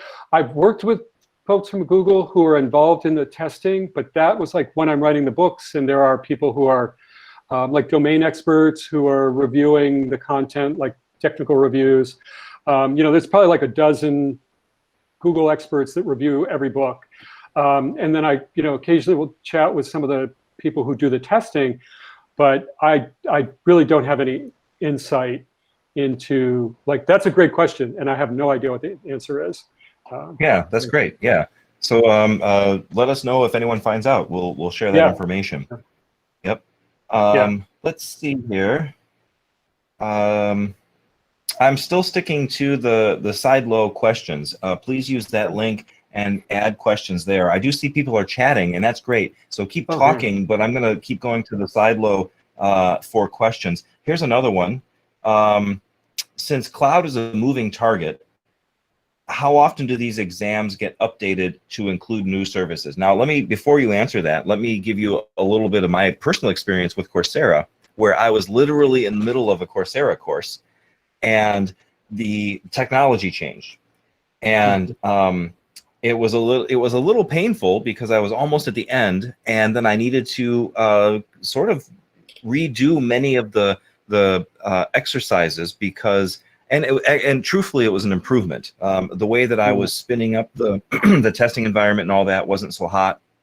But then they sort of came down to their final solution for how Coursera was going to use GCP to spin up the virtual environment in which I was going to do some things, right? And then the virtual environment would tell me, yes, you did complete that correctly, and move on, all that fun stuff. So that's a great question, right? Because most of this is about what did you do for me lately, right? What happened yesterday? Yep. Yeah. No. This is just an excellent question, and I can only give you my best guess, which is that the exams are updated, possibly with new questions on an unknown basis. Like, I assume it's constantly being updated, almost like software. You're constantly rolling out new features. I suspect that Google is constantly testing questions. So in that set of 50 questions, there might be one or two that you're not actually graded on because it's Google's basically just testing it out and seeing how well it works. So I generally assume that there are questions like that in there. And I assume that anything that is no longer in beta is fair game for a test question. So for example, I don't know what's in beta anymore. A bunch of things came out of beta. Like in Cloud BigQuery, just recently, Google announced that you can do low-level, table-level access controls on tables in BigQuery. And that's big, because before you have to do it at the data set level, which is a higher level. So I would expect in an architecture test or an ACE test, there might be a question on access control and security in BigQuery that would have asked about that before, but now that the table level controls are there, those questions are going to get pulled. I would suspect questions like that are pulled immediately. I don't know how quickly they're going to roll out questions about things like Cloud Run or Anthos. So the way I prepare for it is I just check and see if this is in beta, and if it is beta or alpha, then I don't need to worry about it. If it's general production, then yes, I need to assume that it could be on the test. Right, that's fair, right? Yep. So here's maybe this is a yes or no question. Does GCP provide a 50% discount to next exams you take once you've passed one? So this is a question about AWS does this cool thing. Does Google do this cool thing also? I think I've gotten emails, like after taking an exam, an email with an offer. So I think they have done that in the past, like an ad hoc way. I don't think it's standardized. Like, I've always paid full price for the exams. Yeah. Okay. So you may get it, but yeah, I think the answer is no in general. No. But yeah, there may be. Yeah. So look for deals, but there's definitely not a breadcrumb type of, if you get this one, the next one's half off. Yeah. Yep. Right. Yeah. Great. So let's keep going here. Let's see. The next one then is this. there's a couple of questions about the ordering, right? Of what should I take first? And we already had one of those. I'm gonna read out loud two questions, and then maybe you can address it on the a higher level. So the first one is, how different are the certification exams for professional cloud architect versus associate cloud engineer? That's similar to the other question, right? What's the difference between these two? And then, also similar to that is, oh gosh, these are moving, man. People are getting active in here. It was a similar question to, what should I do first? I think the basic question is, if I'm new to this, what should I start out with? Oh, absolutely, no question. If you're new to this, start with the cloud engineer, associate cloud engineer. The professional level exams are designed for people who have at least 3 years of experience in Google Cloud. That's sort of the level Google is testing at. So it's really in depth. The architect exam is really hard, I will say that. I mean, and they're all really hard. I mean, in different ways. The cloud engineer is hard because it's so much breadth. The architect exam is hard because it requires so much judgment, because you're going to be deciding, how do you partition these large databases so that you avoid hotspotting? Like for an architect exam or the data engineer, for example, you need to know how Bigtable is structured. And the way Bigtable works is, there is a cluster of virtual machines that manage metadata about the data, and the data in your Bigtable is actually stored on Colossus, the file system, and they're written in blocks called, they used to be SST tables. And so you need to be able to reason through, all right, how are these things stored? Because the way I structure the key determines which block or which block of data is going to be written to. And if all of my keys are, say, sequential, then I'm going to get a hotspot because I'm going to be constantly writing to the same block. So that's the kind of thing you think about in a data engineer or cloud architect exam. That's from a data store perspective. You might also be thinking about, you have a legacy Hadoop cluster that runs Pig job. Pig is a language in Hadoop. And you want to migrate to the cloud. Which service would you use? And which data set would you migrate? How would you, what would you do instead of using HDFS, the Hadoop file system, which you might use locally? What would you use in Google Cloud? And the answer would be, well, we'll map HDFS to cloud storage and use it that way. And so if you really know the details, like from an architecture level, like what are the options for things like, creating clusters and understanding Hadoop and understanding how things from like Hadoop map to Dataproc, or how, say, Kafka, which is another messaging broker kind of system, how does that compare to Cloud PubSub? You really need to understand at that level and be comfortable reasoning about design choices. If you're comfortable with that, then Cloud Architect's a good way to go. I don't know if that's helpful. That's great. Any feedback is great. Yeah, if this is not clear, please let me know. Yeah, so we have the questions in the side-low, but if people, feel free to keep chattering about this in chat if you want to expand the conversation. Yeah. Here's another question. You'd mentioned this before, and I need some education here because I don't know what Athos is. But the question is, and I experienced a little bit of this, so I can tell you maybe frequently. But when is the last time the questions in the test were revised? I'm sure this isn't for the purposes of cheating, I'm sure. Oh yeah. And is Athos included? Yep, I do not know the answer to either of those. And so again, I would say, my feeling is with regards to the questions, I mean, we never know what's going to be on there. So I would suggest don't worry about the question structure or how frequently things change, assuming like it's a static thing. You might take the test the same day I take the test and we get completely different sets of questions. So it's more a question of, be comfortable with, Anthos. And Anthos is it's like a hybrid cloud service, and it allows you to manage Kubernetes clusters pretty much anywhere. You could have a Kubernetes cluster running in GKE, in AWS, you're on-premise, and you can manage all of them from Anthos. And the reason that's important is that allows you to move workloads around to use the most efficient resources. Like you might have a workload that you really want to keep it on-premise because it needs access to data that's in a mainframe and you just want to run there. You can manage that from Anthos, and Anthos is running in Google Cloud. So you have one point of management. That's the key thing to know about Anthos. Yeah, other than that, I don't know what kind of questions might show up for Anthos, but I would be familiar with it, like at an architecture level. I don't even know, I haven't looked at it yet, so I don't know what like the G-Cloud commands are for Anthos, but I would definitely look into that. So I would read the concepts guide, like go into the Anthos documentation, read the concept guide, take a quick look at getting started, and then just understand what Anthos is used for. I think if you do that, you're probably going to be in pretty good shape. Anthos is super, super complicated, so I don't think Google would expect anybody at an associate cloud engineer to drill into anything below that kind of superficial level. And again, it's great to guess. Yep. So I have another question. How are you feeling about that? Do you want to keep with questions or?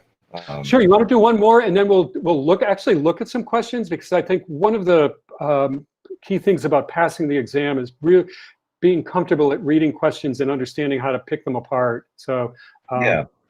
Okay. Yeah, so this last question. Maybe I'll give a little preface here. We're talking about the Google Cloud Platform, right?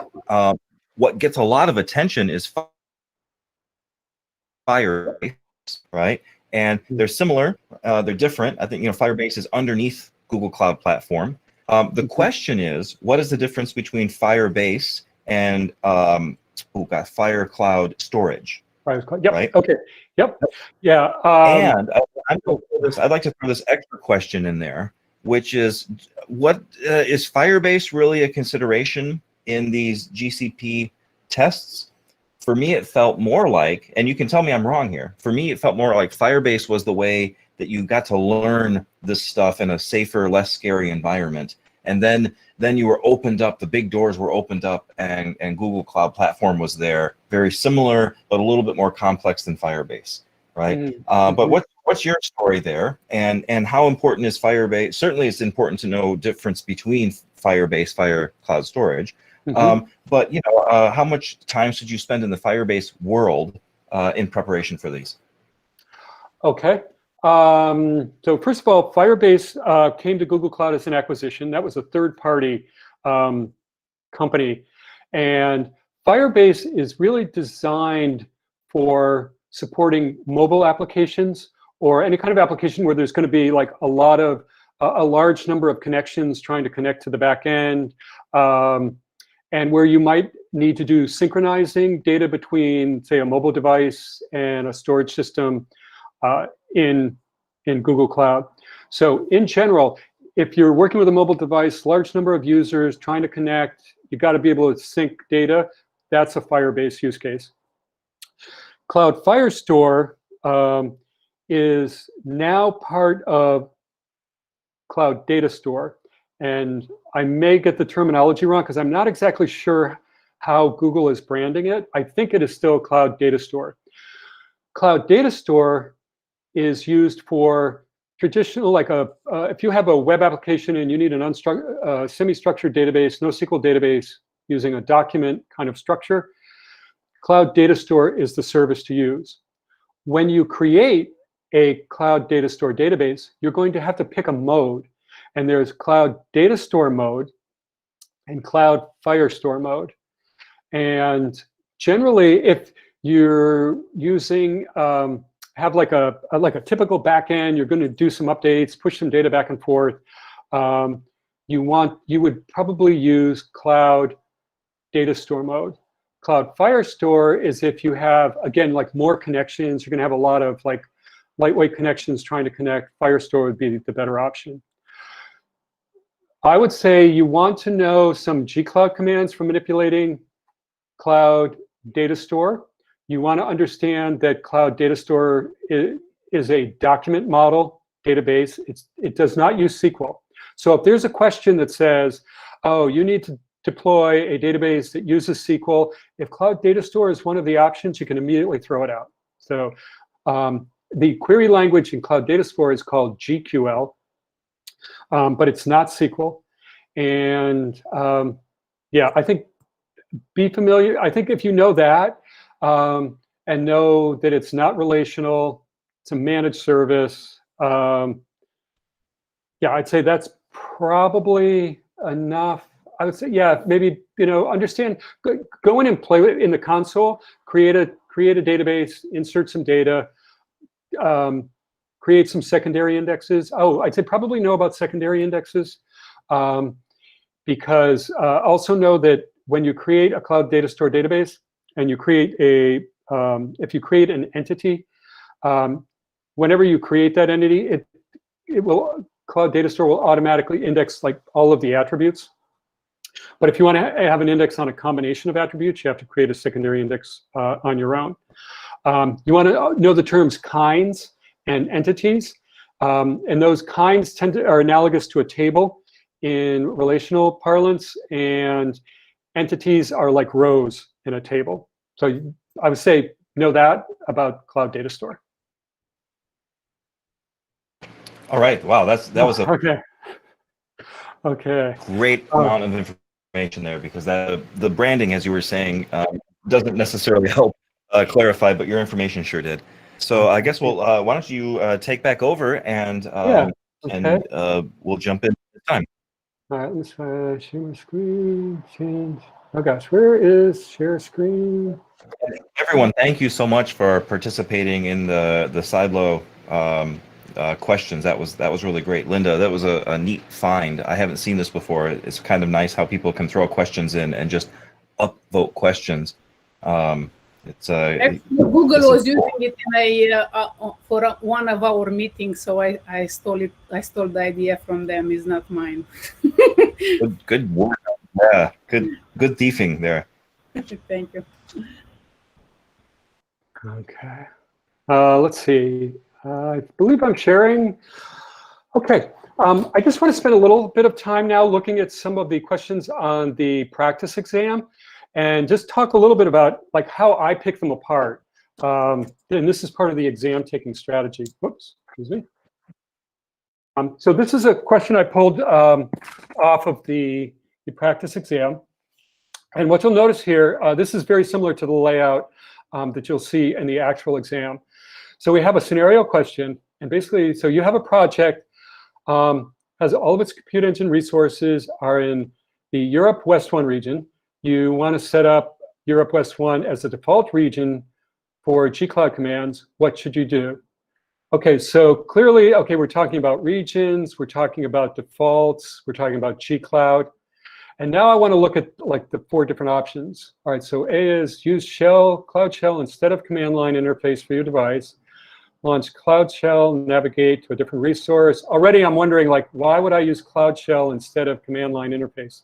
Because Cloud Shell is basically, it's like an easy access to a command line rather than running the command line interface on your local machine. So basically, they really should be the same. Anything you can do in Cloud Shell, you can do in command line on your machine and vice versa. So this, right away, that doesn't make any sense. So I'm going to kind of skip over that one. And then option B is use, okay, G-Cloud config, set compute region, West 1. C is use Cloud config, compute zone, Europe West 1. Okay, so that's interesting. So here are 2 options. And the only difference is one is /region and one is /zone. So I'm going to keep that in mind. And then the third one is create a VPN from on-premise to a subnet. So, oh, wait a minute. Okay, now we're getting into networking. That has nothing to do with default regions with G-Cloud commands. So I'm going to throw that one out. So I've basically thrown out A and D. And now I want to kind of narrow it down. It's like, all right, so clearly it's one of these G-Cloud commands. And the question is it a region thing or a zone thing? Well, in the question, it references you want to navigate, you want the Europe West 1 region to be the default. So the correct answer is B. You want to be able to use the region one.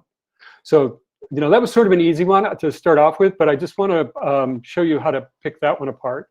And if people have questions as we're going through these questions, feel free to just chime right in. Here's one where we're talking about App Engine, and you want to develop a new App Engine, and you're ready to deploy it to production. You need to estimate the costs of running your application on Google Cloud Platform as accurately as possible. Okay, anytime I see costs in a question, I immediately think of things like the pricing calculator, alerts on budgets, and things like that. So let's see what we have here for options. We can create a YAML file with the expected usage, pass the file to G-Cloud Estimate. Okay, I don't know, that doesn't sound right. I don't know if there is a G-Cloud App Estimate, and why YAML file doesn't sound right. So this, yeah, that just doesn't, that's one of those questions that just doesn't sound right. Let's see, we can multiply the cost of the application when it was in development by the number of expected users to get an accurate estimation. Well, no, because I mean, that equates number of users with what I'm doing in development, and it may not be, there might not be a linear relationship at all. So that doesn't really make sense. Use the pricing calculator for App Engine to get an accurate estimate of the expected charges. Okay, that's definitely the best so far. Create a ticket with Google Cloud Billing support to get an accurate estimate. Okay, no. Anytime there's an option where it's like, email Google, create a ticket with Google, that's almost certainly not the right answer, unless it is about you've hit a default limit and you want to increase it. So for example, there's like a maximum number of GKE clusters you can create. If you want to create more than that, that's the one time where you would be contacting Google. But anything like this, trying to get a pricing estimate or something like that, it's not relevant. So here the correct answer is C. And here's another one. Your company processes high volumes of IoT data, so Internet of Things data that are timestamped. Okay, so we're working with time series data. Whenever I hear time series, I think, okay, lots of data, high volume of data, a large volume of data at high velocity, but it's very structured as well. So it's the same attributes that come in, and there's always a timestamp. And the total volumes can be several petabytes. Okay, so right away, we're not going to talk about Cloud SQL. Almost certainly, this is not going to be a cloud data store option.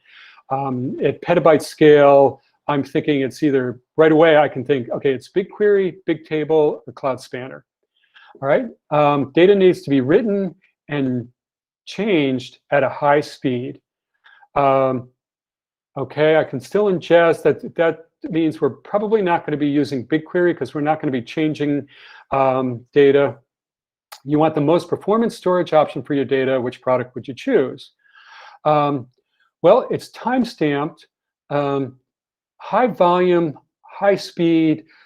That's not a good option. It's possibly you could use Cloud Spanner, but it's really not a good fit. And oh wait, Cloud Spanner is not even an option, so that's not it. So I've already eliminated Cloud Data Store. Cloud storage, it's an option for storing petabytes of data, but it's not a great option for writing at very high speeds. And it's not going to be BigQuery because we're not going to be updating. So in this case, Bigtable seems like a good option. And really, anytime you see IoT and you want to store IoT data, it's really Bigtable is almost always going to be the right answer in that case. Let's see. Here you have a definition for an instance template. And are people familiar with like what an instant template is? And if not, I can go into that. Okay. An instance template that contains a web application. You're asked to deploy the application so that it can scale based on the HTTP traffic it receives. So what do you do? So this is probably the closest thing to an architect level question you would get. This would be the bare minimum. This would be the simplest architecture question you would ever get on the architect exam. So I have an instance template. I could create a VM from the instance template. Okay, that sounds reasonable. Create a custom image from the VM disk, export the image to cloud storage, create an HTTP load balancer, and add a cloud storage bucket as its backend service. It's like, okay, well, all right, yeah, we probably want a load balancer. That seems reasonable, but there's a lot of steps here.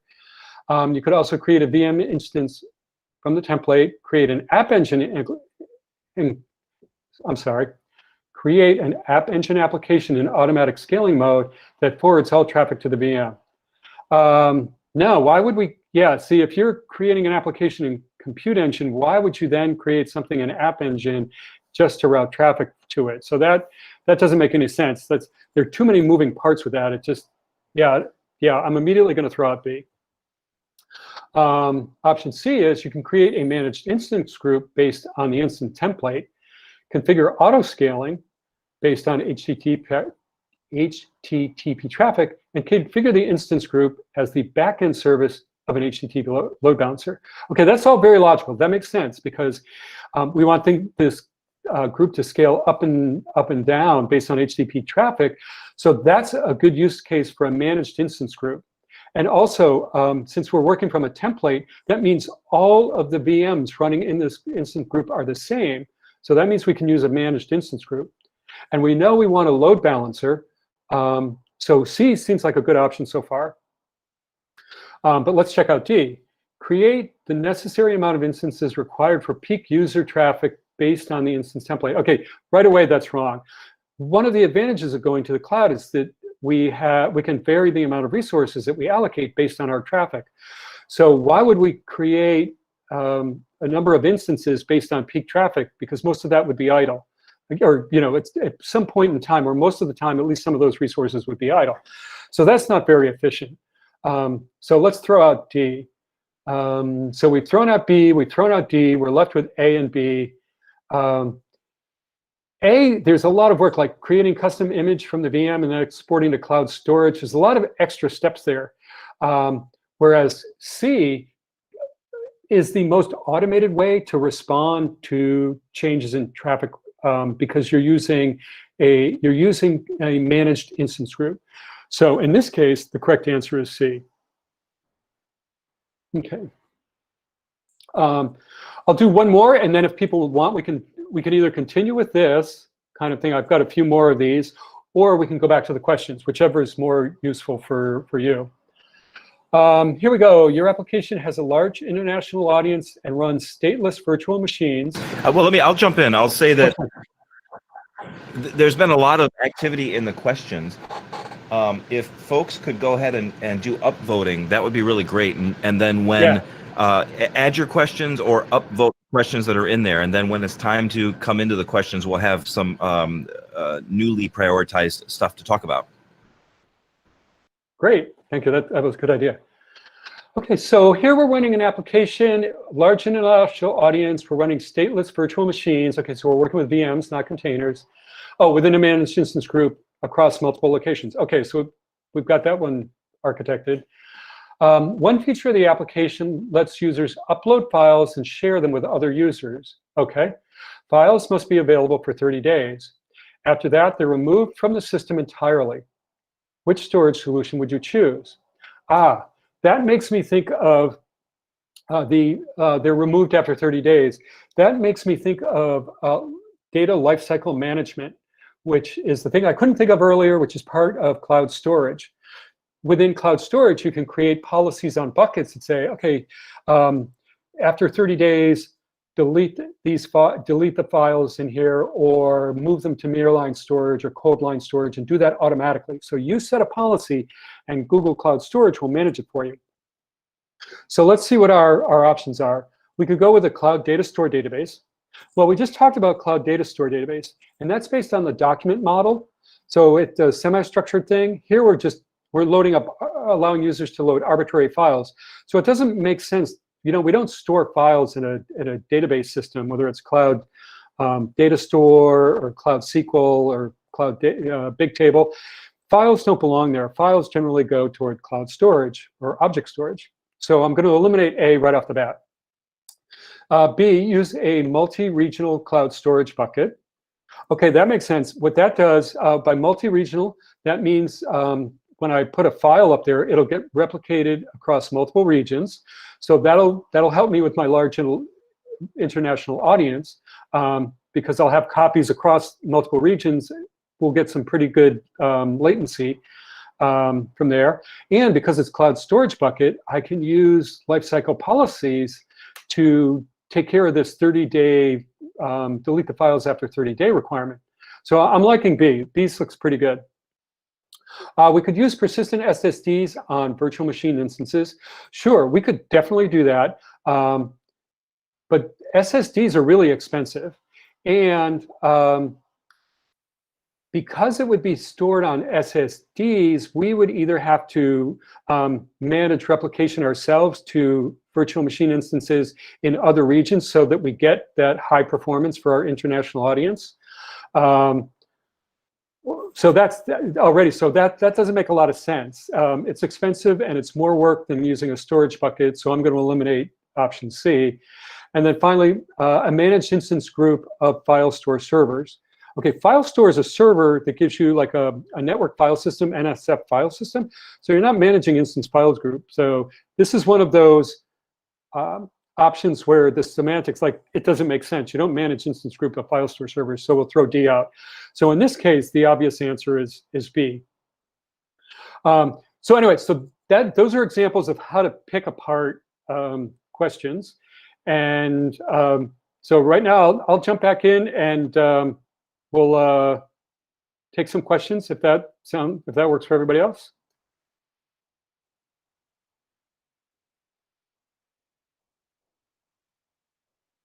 Linda, you were saying Linda, did you have a concern about time? Because we do have questions. I just don't want to go over. And Dan, how are you doing? With the time, did you finish all the slides, or do you still have slides? I have some more slides to go over, but really, I really want to tailor this to what people are interested in, and I'm happy to share the slides. I've got a bunch of slides. I will. Maybe if there's a way before the end of the meeting, I'll make PDFs of all of my slide decks, and I'll. I think I have your slides. You sent it to me before the event. Do you remember? I can send it to everybody. I will put it in a drive, and I will send the link to. Oh, okay, great. And I'll send you another one that I just I made after I sent those. So. Okay, yeah. perfect. Great. That's perfect. Thank you. Okay, yeah. So I'm happy to do questions or whatever. Yep. Yeah, so I'm looking at some of the questions here. One of the advantages of being the host is that I can prioritize my questions, even if it's not at the top of the list. So I'm scrolling way down because I posted a question, and actually, wow, folks, you have added so many good questions here. So there are people saying great. in chat that they would prefer to go over the slides a little bit and after go. What do you think? I don't know. I see people suggesting to go with the slides. Dan, what do you think? Okay. I see slides popping up. So, here's one that I thought was really useful.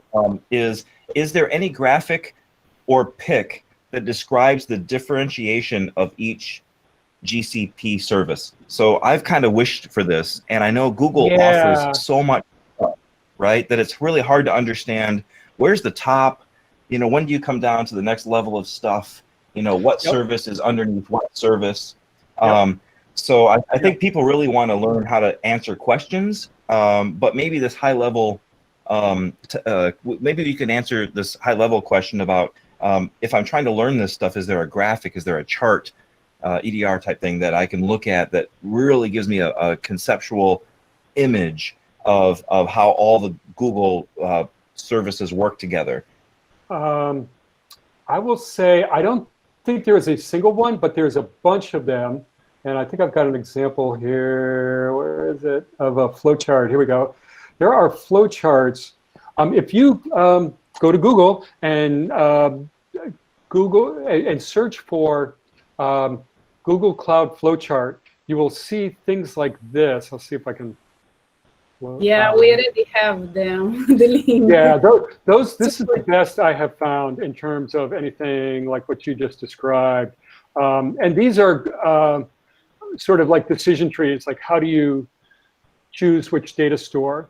Boy, that's a great question. Sounds like I should make one of those. Yeah. Oh boy, good luck with that. I mean, that's actually one of the trickier things for me. For me, coming into the Google products, I came into Firebase, and that's a very user-friendly sort of scenario. And I had to go into the Google Cloud Platform Council, and that was the tab on the on the side. There are so many things that Google offers, and it was very hard to understand how these things relate, because they just have a lot of stuff. And I've also been in the Amazon Web Services space, and that's equally intimidating. So the first person to get a good picture wins, I think. Well, and well, if I get around, if I can actually pull that off, I would love feedback. I'll share it with you all, and I'd love feedback on that, because it sounds like that that would be really helpful. And I never thought of that. So thank you for all of you who asked that question. That's one of the great things. This kind of interaction is really helpful for me, because you bring up things that I do not think of, and I think that is a fantastic idea. So I will try and work on that. Then I think the chat decision, everybody wants to go with your slides. I think everybody voted in there for the slides. So okay. All right. So here's another one. You're creating a Kubernetes engine cluster to deploy multiple pods inside a cluster. All container logs must be stored in BigQuery for later analysis. You want to follow Google recommended practices. Okay, that's a phrase you watch out for, because there are specific things. So if there are two answers that are both like reasonably correct or technically true, one of them will be the preferred Google option. So you just need to be aware of that. Which two approaches can you take? Okay, a couple of things I want to point out here. Notice the sort of the area here, the checkbox is actually a square instead of a circle. So that's a visual cue that this is, you can make multiple choices. And if you're like me and you get like test anxiety and you let your test anxiety get the better of you, I have answered, checked off one answer that I know is right, and then I blow off and go to the next thing. And I easily get that one wrong if I don't like go back, check my answers, and see that I made a mistake. So from a test strategy suggestion, watch for visual cues. Oftentimes when you have multiple, you have to pick multiple options. There are 5 options, not just 4. And the boxes are like that. And they spell it out for you. They say, which 2 options can you take? So just, I have to tell myself to slow down when I see things like this. So, okay, so we've got to do a couple things. So we're working with Kubernetes engine. We want to take those logs and we want to put them into BigQuery. So that means we're working with Kubernetes engine, cloud logging, aka Stackdriver, and BigQuery. So let's see, we're going to turn on Stackdriver logging during the Kubernetes cluster creation. Okay, that sounds reasonable. I'll keep that one in mind. Turn on Stackdriver monitoring during Kubernetes engine cluster creation. Well, monitoring is useful if I want to know like CPU utilization or set an alert if I'm going over like, if my memory utilization is greater than 90% or something like that. And I don't see any requirements for that in the question. So I'm going to kind of leave B to the side. I don't think that doesn't look like a likely candidate just yet. Develop a custom add-on that uses Cloud API and BigQuery API. Okay, I'm not even going to read the rest. Why would Google make us write a custom add-on to do something as basic as move logs around? So I'm almost convinced that's not the right answer. So I'm not going to come back to that unless I'm really desperate. Let's see, D, use the Stackdriver logging export feature to create a sync to cloud storage. Create a cloud data flow job that imports the log from cloud storage to BigQuery. Wait a minute. Now, even if I'm not familiar all that much with how to get logs into BigQuery, why would I have to create my own cloud data flow job? I mean, maybe that's a possibility, but there's a lot of extra steps. Like I'm exporting to cloud storage, then I'm creating a cloud data flow job to get them into BigQuery. Maybe. But all right, I'll keep that one in mind.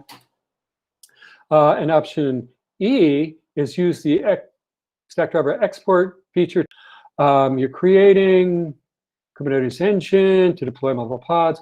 All container logs must be stored. Okay, all container logs. Okay, containers are tied to the engine. So yep, okay, that makes sense. So I think the reasonable answers are turn on logging. Okay, yeah, that makes sense. I got to be able to collect my logs. And I've got to be able to push them to BigQuery. And creating a sink, yep, I know logging. I'm familiar enough with logging to know it uses this concept of a sink for putting the logging data. So that's how I get to those two answers.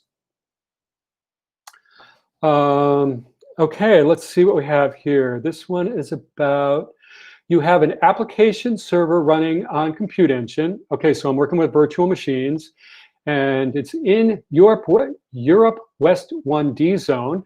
Okay, so I'm in a single zone. This is not at the regional level yet. You need to ensure high availability. Okay, yeah, so I've got to be in more than this zone, and replicate the server to the Europe West 2C zone. Okay, that makes sense. I'm going to get to another zone using the fewest steps possible. All right, what am I going to do? All right, I can create a snapshot from the disk. Okay, that's good because that gives me, everything. And I'll create a disk from that snapshot in the Europe West 2C zone, create a VM with that disk. Okay, yeah, that seems pretty reasonable. Create a snapshot from the disk, create a disk from the snapshot in the Europe West 1D zone, and then move that disk to Europe 2C and create a VM with that disk.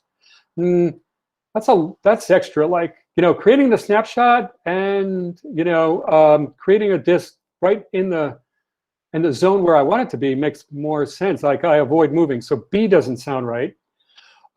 Use gcloud to copy the disk to Europe West E2C zone and then create a VM with that disk.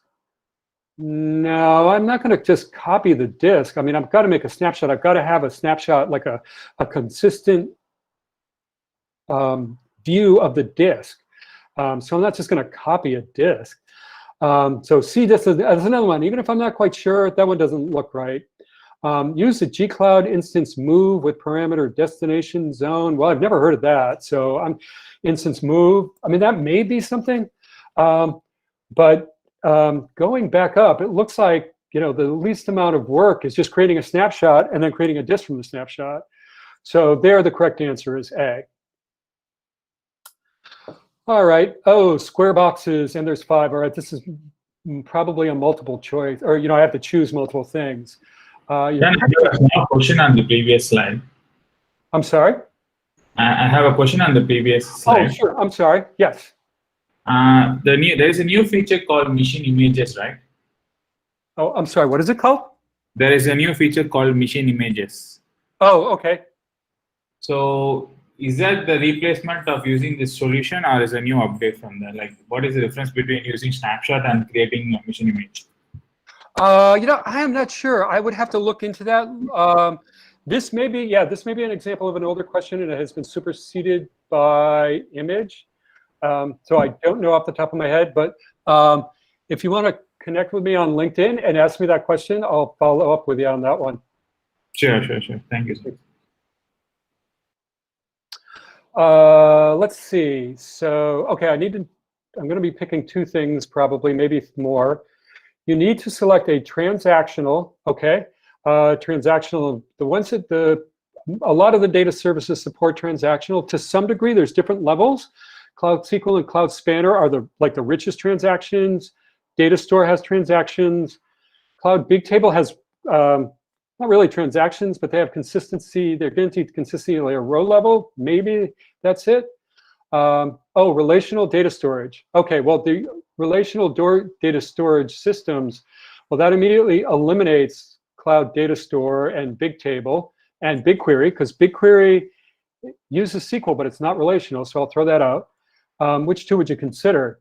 Well, Cloud SQL is a relational data storage system, and Cloud Spanner is the horizontally scalable global relational managed service. So I would pick B and C in this case.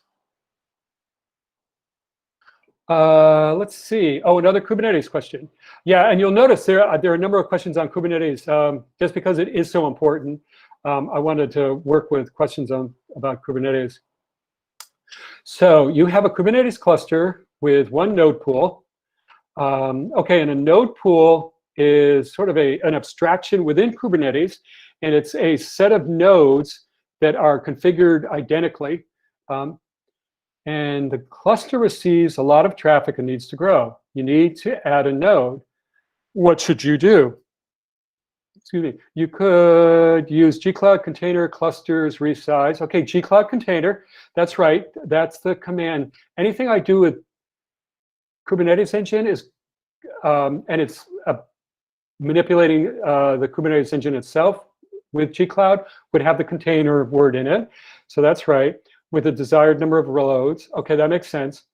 Use kube control, container cluster resize. Oh wait, kube control is for manipulating things inside of Kubernetes, like node pools or pods, not the cluster itself. So I don't think B is right. Let's see, edit the managed instance group of the cluster. Oh wait, no. Google uses managed instance groups to implement Kubernetes clusters, and it manages them. So when you create a Kubernetes engine cluster, and say you have like 5 nodes, you can jump over into Compute Engine and take a look, and you're going to see 5 VMs spun up there, and they've got some naming convention based on what Google does. Now, I'm not going to go and edit those things to manipulate the cluster. So C does not make sense.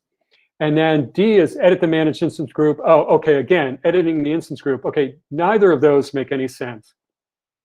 So we have 2 options. So it comes down to, is it a gcloud command or a kube control command? So again, I'm going to think about this. It's working at the cluster level. So it's going to be the gcloud command. So that's how I kind of reasoned through that one. Let's see.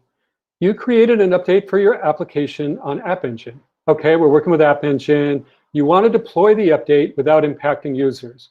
What that means is I can't shut down my application and just let users hang out there. All right. You want to be able to roll back as quickly as possible if it fails. Okay. All right. So I want to kind of, I'm doing this tentatively. I want to do this as carefully as possible. So what should you do? Okay, delete the current version of the application. Okay, well, if I did that, my users would be disrupted, and I would have to reinstall it if something went wrong. So right away, A doesn't look right. And then deploy the deploy the update using the same version identifier as the deleted version. No, that doesn't make sense. That doesn't meet any of the requirements. So I'm pretty much going to throw A out. Notify your users of an upcoming maintenance window. Well, there again, I'm disrupting them, and I'm required to not impact the users, so B is immediately off the list. C, deploy the update as the same version that is currently running. Well, no, we don't want that. Deploy the update as a new version, migrate traffic from the current version to the newer version. Okay, so that looks more promising because that allows us to create a new version. So we still have our other one running. And with migrate traffic, we can slowly move over, say maybe 5%, 10%, 20%.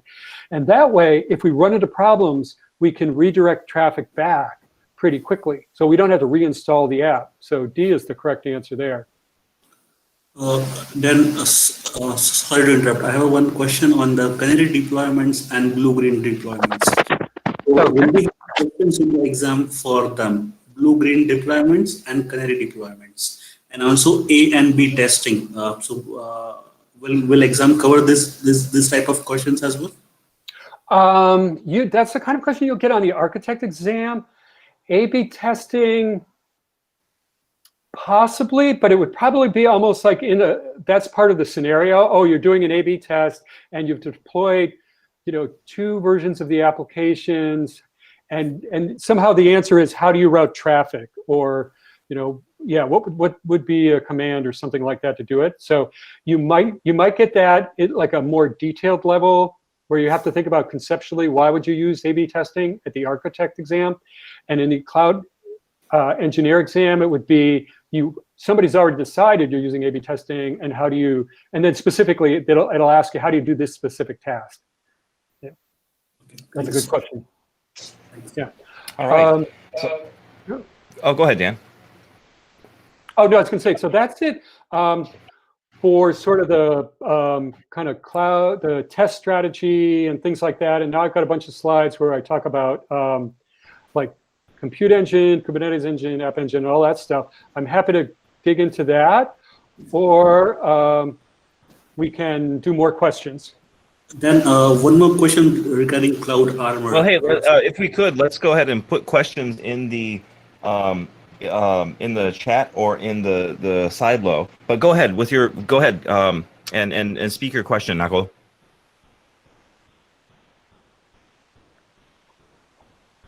Yeah, go ahead. I'm listening. We're all listening, Nicole. Did I understand you right? Go ahead, Yeah. Chad. Yeah. So this is regarding Cloud Armor. On the can you please explain a little bit on the Cloud Armor, because on the theory it's very bit difficult to understand. Maybe you can help with basic understanding. I'm sorry, my connection went bad. I wasn't. What is the topic? I explain which. Hello. So I want to. Can you type the question? It's kind of difficult to understand. Yeah, Nicole, can you go ahead and type your question in? Let's go. Yeah, let's go ahead and continue to use the chat, and even better, use the side-low to present your questions. And then, because sometimes it can be difficult. I was trying to pick that out. I know that he's asking some of the differences. Right. There you go. There you go. Yeah. Let me just take a quick look. Yeah, that is a new service. Something about Cloud Armor or something. Yeah, I'm just difficult to understand. Yep, and I don't remember exactly. I'm actually going to Google it right now because I'm not exactly sure how much is included with Cloud Armor. And if this is like the beyond security, yeah, this is a great question. Okay, I'm just reading this. Denial of service attack. Web. What happened? Uh-oh. Then you are muted. Then you are muted.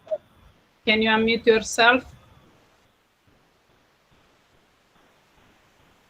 He's I posted in the chat the link for the questions, so you can post your questions. I think Dan is muted. Hey, I'm sorry about that. No worries. I apologize. Okay, Cloud Armor, yeah, it's a new service, and it's called a web application firewall. And if you're familiar with networking and the 7-layer model, like the OSI model of networking, there's like at the very low level, you have like the hardware, and then like at level 3, you have like TCP, IP, and when you configure a network firewall and you block certain ports or certain protocols like ICMP, you want to block that. That's a network level firewall, and the logic, your rules are basically at the level of like ports and protocols. With a web application firewall, you're at what's known as layer 7, so the top of the sort of application stack, and your rules are associated at like application logic level. And so you can create rules like only let HTTP traffic that has a certain payload structure through.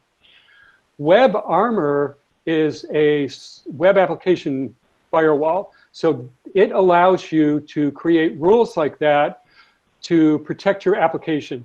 So in addition to setting up firewalls that like block traffic, this allows you to analyze the traffic that does get through the network firewall and apply more logic to it so that you can filter out things. And it also gives you access to like Google's technology for like denial of service attacks. So, if somebody wanted to hit your VMs with a DDoS, this would basically protect you from that. And which is great because, I'm not a networking expert. I don't want to worry about DDoS. So that's where Cloud Armor comes in. Great. That's great. Yep. I'm so glad. Great question. Yeah. Questions from the Slido, please. Yeah, here's another one, which I thought was interesting is what's the difference between Google Run versus Google App Engine versus Cloud Functions, right? I think all of those are compute instances. Is that the right way of saying it? but some of them are more on demand. Like what would, if we're being asked about the difference between those, or if we should be using one or the other, what's the secret there? Okay. Cloud Functions is event driven. So a Cloud Function only executes in response to something happening, like a file being uploaded to cloud storage or a message being written to a Cloud Pub subtopic. So the distinction there, and somebody put in the chat, and thank you, all three services are serverless. So that's their common thing. But they are different in that Cloud Function is event-driven, and you can only write code or write a function in a certain set of languages. And that function could only run for some period of time. I don't remember what the longest period is, maybe 10 minutes, or it might be like a minute by default, but you can extend it up to 10. So Cloud Function is very short running, and it's a way of responding to an event. Cloud Run and App Engine Flexible both run containers, Docker containers. Cloud Function does not run containers. It runs just a single piece of code, and well, in the background, your code is running in a container somewhere, but you don't have access to that. In Cloud Run, you get to configure, and App Engine, you get to configure whatever you want in your Docker engine, and you can run those. Cloud Run is a managed service for stateless containers. So you can use Cloud Run. Cloud Run is probably going to be where you would want to run your containers if you want to have minimal management. App Engine Flexible may give you more features with regards to things like A/B testing and routing and things like that. So you might want to continue to use App Engine there. I don't know if Cloud Run supports that yet. Otherwise, you could choose either. But that's great. That's really good. Yep. So here's a question more about the exam itself. Okay. And this says, for the online proctored exam, would you need to remove or cover up books on the shelf, such as those behind Dan? You know, I don't know. I think as long as you don't have them open and reading from them, I think that's the critical thing. So give us a little, I think I know, but give us a little context by why they're asking that question. I'll jump in. It's fun. When you're taking the test, it's fun because basically you have to stay in front of the camera, no potty breaks. The screen is, looking for you to stay put, and maybe, I wish I knew what it was doing to figure out whether you're eating or not, right? Yeah. But I think that's a fun question. Yes, if you've taken these tests, you know that there are restrictions, and I don't quite understand them. So I thought that was fun. Yeah. Another question, Dan, for you. What kind of roles can we apply for after we get certified as associate cloud engineers? I think this is an important question. Yeah, it really is. And it would basically be any kind of, anything, of course, with the name cloud engineer in it, or from a DevOps perspective. Like an SRE, a site reliability engineer. Basically, it used to be, years ago, people would have the label like system administrator, back when we ended up managing 1 or 2 machines. But yeah, so I would go with anything that has like a system administration title, cloud engineer, DevOps engineer. Although with DevOps engineers, sometimes it's more like application development. Site reliability engineer is a good one. Yeah, I would say those are probably the main ones. Here's a good question. Okay, this is something that I've struggled with is, hey, Dan, what would be your biggest tip to improve the IAM part of the exam? So, right, identity is a big part of this. Mm-hmm. What do you have to say about that?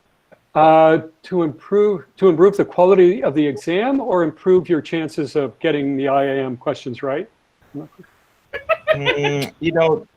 Let's go with how to do a better, how to take the test better. Let's not try to improve their exam. Okay, I would say Oh, I would say look at permissions, like how permissions are named, and look at how roles are named. There is a structure to them. And I would say, read enough of them so you can kind of recognize a role or permission name that you may have never seen before, but you can pick it apart. Oh, this is about BigQuery, and it's an admin thing, and it's something about a read, and it's like, because there is a structure to those. So I would say get familiar with both specific roles, like the names of those roles and the names of the permissions. I would say that's one thing. I would say no, just hands down, no question, the difference between predefined roles, custom roles, and primitive roles, and when to use each. Yes. Yeah. This has changed a little bit recently, hasn't it?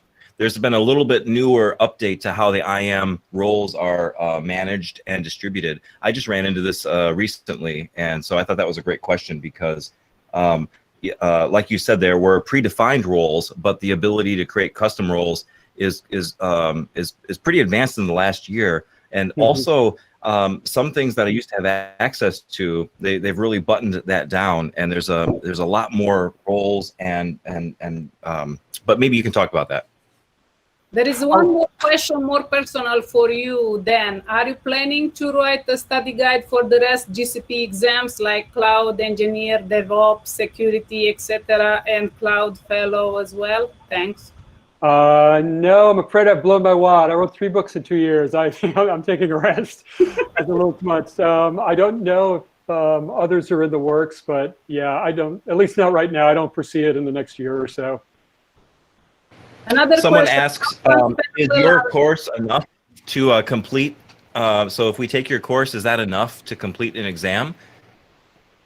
Right, anonymous ask. Yeah. I'll read it. So yeah, the specific question is your course enough to pass GCP Associates, or do we need to supplement with other courses? I would say you need to supplement with hands-on work. Like if you read the book or took Coursera, did any one of those, and then did sufficient work hands-on, then you can pass. The critical thing I would say is, these other resources like Coursera or the book, they give you a sense of the breadth of what's covered on the exam, and that's really important. And also some of the details that you need to know, like, nearline storage, you're going to access that less than once every 30 days. That's the kind of stuff you can pick up from the book and the course. And that's, one of those or 2 of those is probably enough for that. But I'd say the critical thing is work with GCP in the console and the command line. Yeah. So the answer is no course, no book. Like I would never recommend like reading a book or reading all the books out there, taking all the Udemy exam courses and doing all the quick labs and then walk into the exam. I can't imagine how anybody would pass. You really have to, just use quick labs for practicing, right? Lots of quick labs. Yep, lots of quick labs. And quick labs are great. I'm a huge fan of those and I recommend doing them, but that's not enough. Yeah, exactly. Linda, do you have another question? No, I was reading from, but you can go. Yeah, so there's another question here. Let's see. It's fun to watch these because as people vote, they shuffle in order. Oh gosh, I just had a good one and I lost it. Okay, Let's I have see. one. How which experience of GCP Association prep? Oh, I'm sorry. Can we repeat that? No. Sure. Which quick labs is a must for GCP Association prep? We were just talking about quick labs. Which one would you recommend? Gosh, I don't know. I haven't looked at quick labs in a while. I don't know what's out there. Let me just see if I can do a quick look and just see what's available right now.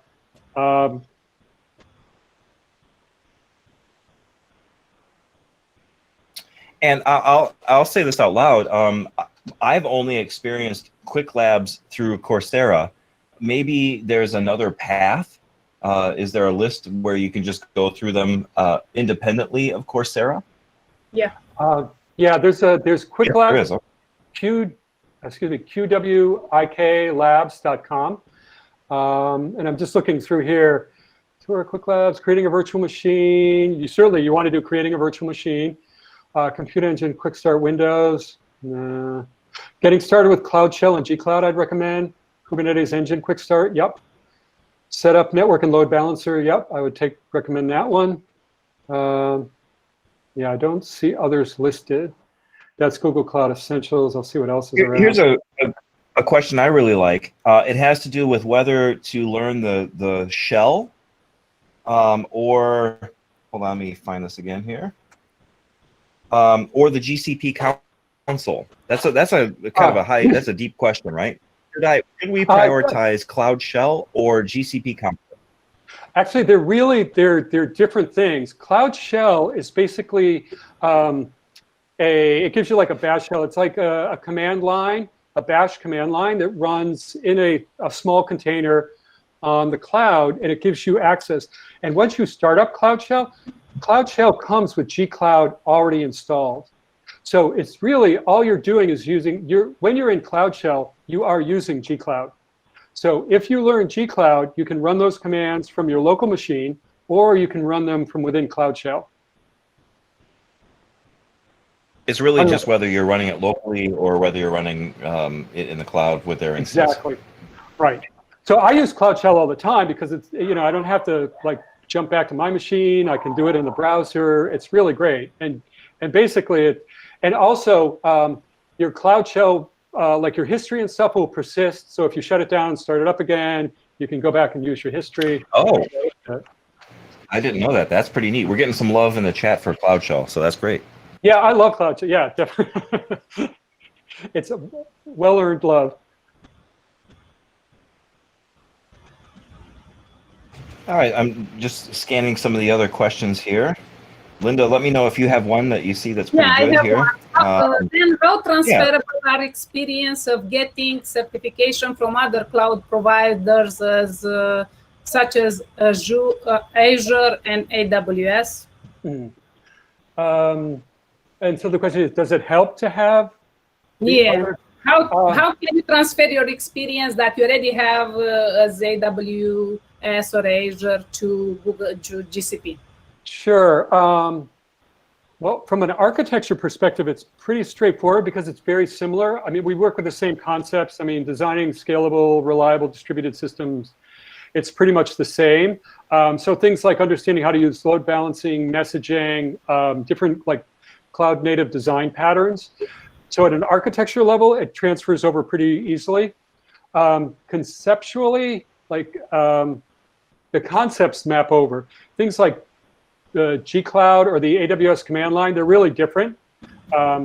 So you've got to learn the specifics of different things. Also, like running Kubernetes, if you spin up a Kubernetes cluster in AWS and use kube control, that's the same as using kube control in a cluster that you spin up in GKE. So I would say if you're an architect, the stuff will transfer fairly easy. At a cloud engineer level, there's probably less that transfers, although you probably get a little practice, like the tests are similar. So, test-taking strategies are probably carry over as well. Yeah, there was a similar question. If somebody has already AWS Solution Architect certification, which GCP certification and material would you recommend it? I know that there is a course that is special for these people in Coursera, but if you can say more about it. Yeah, in that case, if you've already done the architect on AWS, you might want to go straight for the professional cloud architect. But again, get some hands-on work. And the architect exam uses 3 case studies. So when you go look at the exam guide for the architect, also look at the case studies. There are 3 case studies, and you want to know those inside and out before you go into the exam. That's great. So I have the second question I'll ask has to do with the order of should I do this and then that and then this. But before I ask that question, let me come back to someone wanting to know what you're going to do next. So are you planning to write a study guide for the rest of GCP exams? Example, cloud engineer, DevOps, security. It was already asked. Right? Oh, that's right. That's right. You said you've written 3 already this year. Okay. I guess I'm anxious for your next one. So maybe I'm just re-asking the question. And so anyway, that next question then is a JavaScript developer here.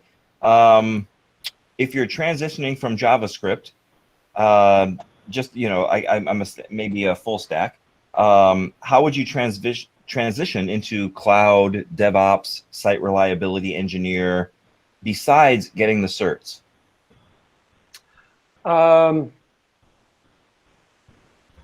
Oh, that's a really good question. So basically, someone who's, you know, a developer and is focused primarily on development and now wants to move into more of the cloud engineering architecture kind of thing.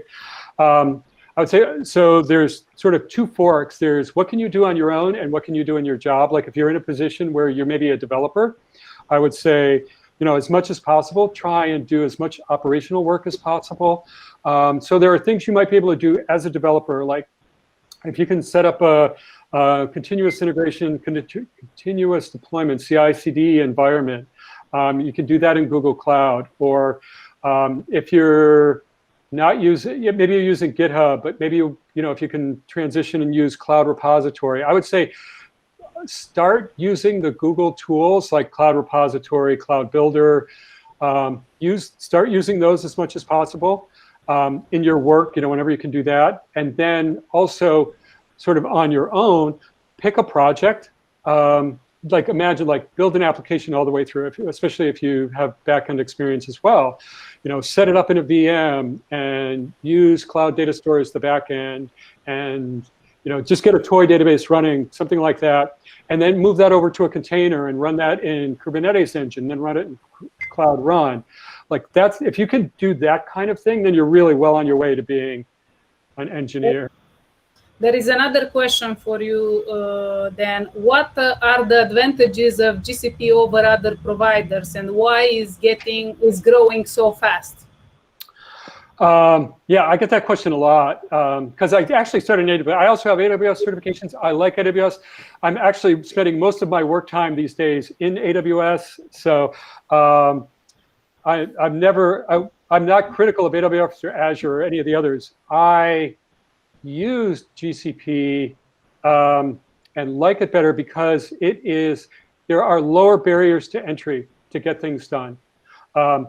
If you go into AWS, there are a lot of services, there are a lot of pieces. If you think of this as a puzzle, when you're putting something together in the cloud, when you go into AWS, it's like a 1,000-piece puzzle, and you've got to put all these pieces together, especially like at the low level, networking level, security groups, you have to configure NACLs, network access control list, and it's just, there's a lot of moving parts that you need to configure.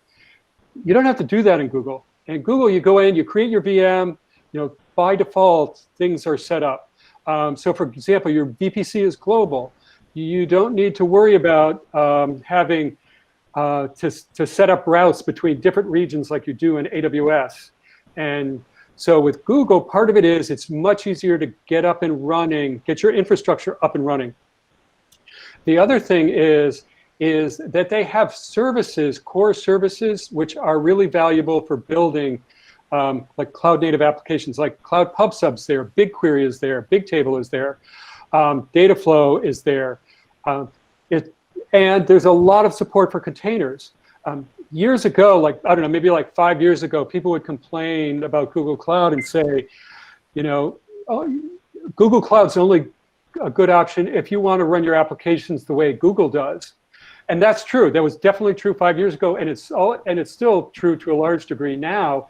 But the thing is, more and more of us are running our systems the way Google does. You know, we're using containers, we're doing continuous deployments. So in Google Cloud, it's much easier to get up and running and going, and it's much fewer headaches, I have found. So now there are disadvantages. You know, I think there are more tools, more services. So if you have like some esoteric specific need, there's probably a service for it in AWS, and there might not be one in Google Cloud. He's asking for the slides. As we said, they will be sent after the meetup. All the GDG leads will send to their attendees, so do not worry for that. You'll receive the link for the slides. If you have other questions about the meetup group for preparing for the exam, you can join us. All of our GDGs, we will meet this weekend again. I think it's tomorrow, and you can have all that questions answered there. So all the questions that are not related to Dan, let's skip them, please. All right. So what is what is left for our event today? Right. How are you feeling, Dan? Are we in a good spot? Good. Yeah, I'm happy to do whatever. I think we've covered a lot of questions. If people have other questions, I'm happy to answer them, or asynchronously, if you want to send them to me on LinkedIn, I'd be happy to answer. I don't want. Yeah, I don't want to answer. I think you don't there want are to some raffle time, right? Yeah, raffle time is what people are asking about now. Yeah.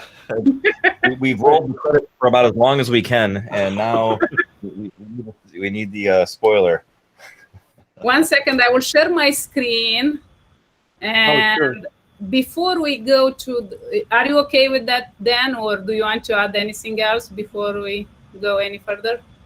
No, I'm all set. I'm just going to jump over and I'll send you the newest version of my other slide deck and get that to you right now. So, I think I'm good. Thank you. Thank you. Yeah, very good. Thank you. Yep. So, can everybody? There's an eruption of applause that you can't hear because everyone's mic is muted. Thank you. I appreciate it.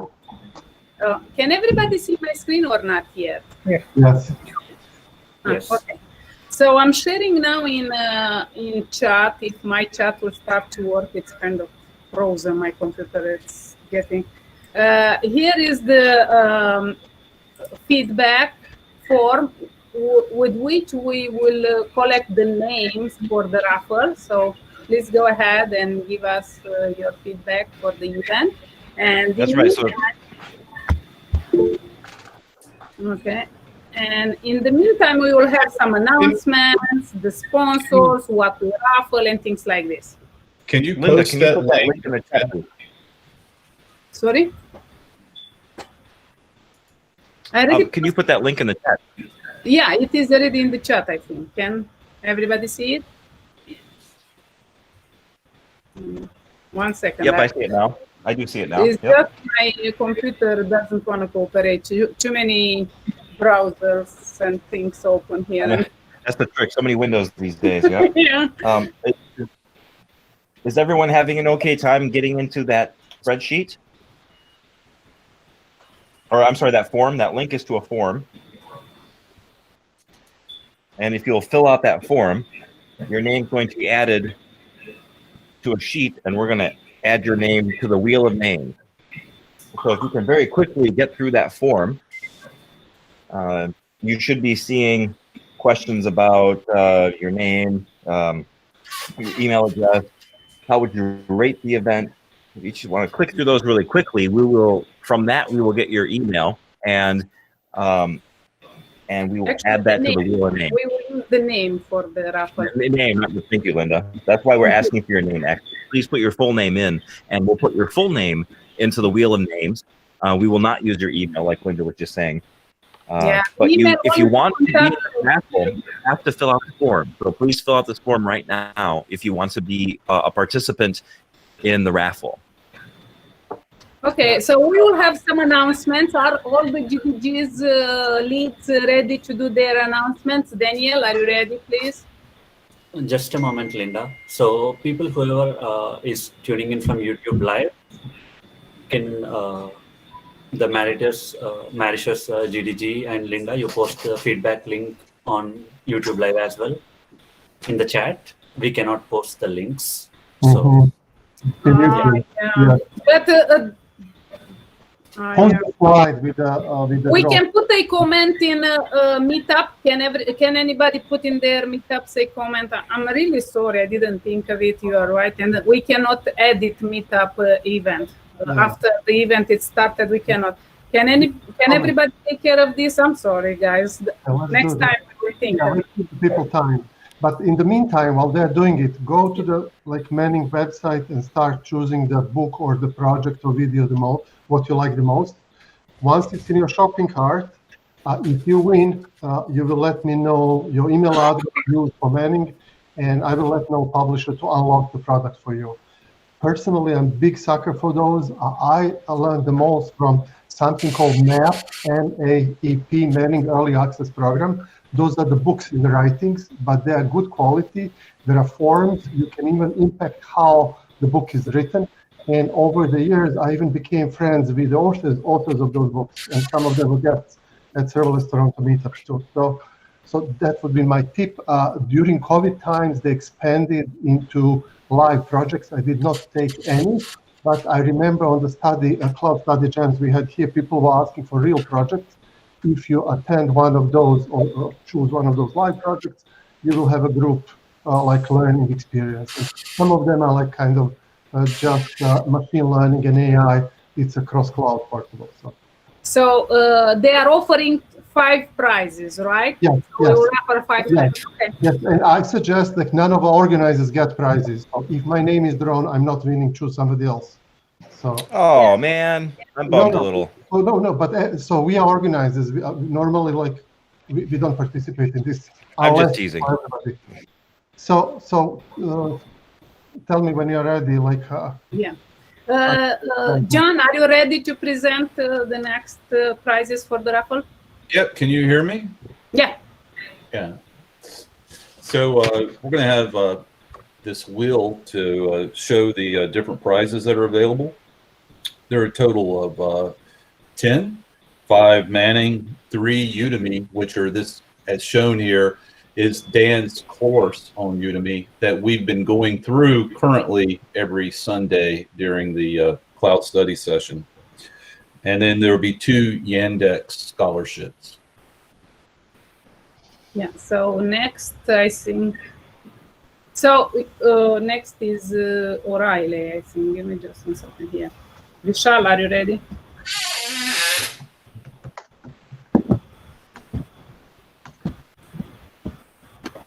Vishal, are you ready? As we're waiting for Michelle to give us some information here, Dan, didn't you say O'Reilly? Oh, go ahead. I'm sorry. Go ahead. Yeah. Yeah. Hello, everyone. Yeah, we don't want anyone to leave behind without anything. So we are giving every attendee who has attended from morning 30 days access to O'Reilly learning platform. If you have read any of their books, they're awesome.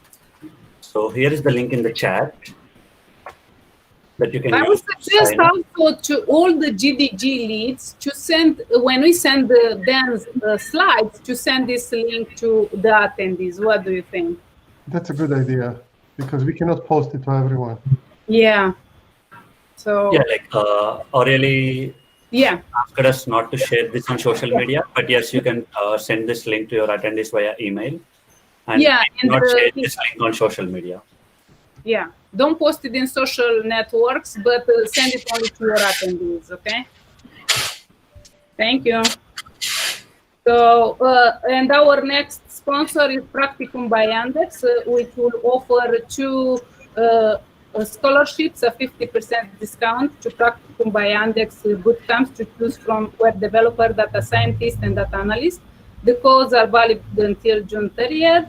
Practicum is a fully supportive remote bootcamp to land your ideal tech job. Students receive 24/7 support from tutors, code reviewers, and peers. Learn the soft skills that will get them hired and get up to 15 real-life projects. So now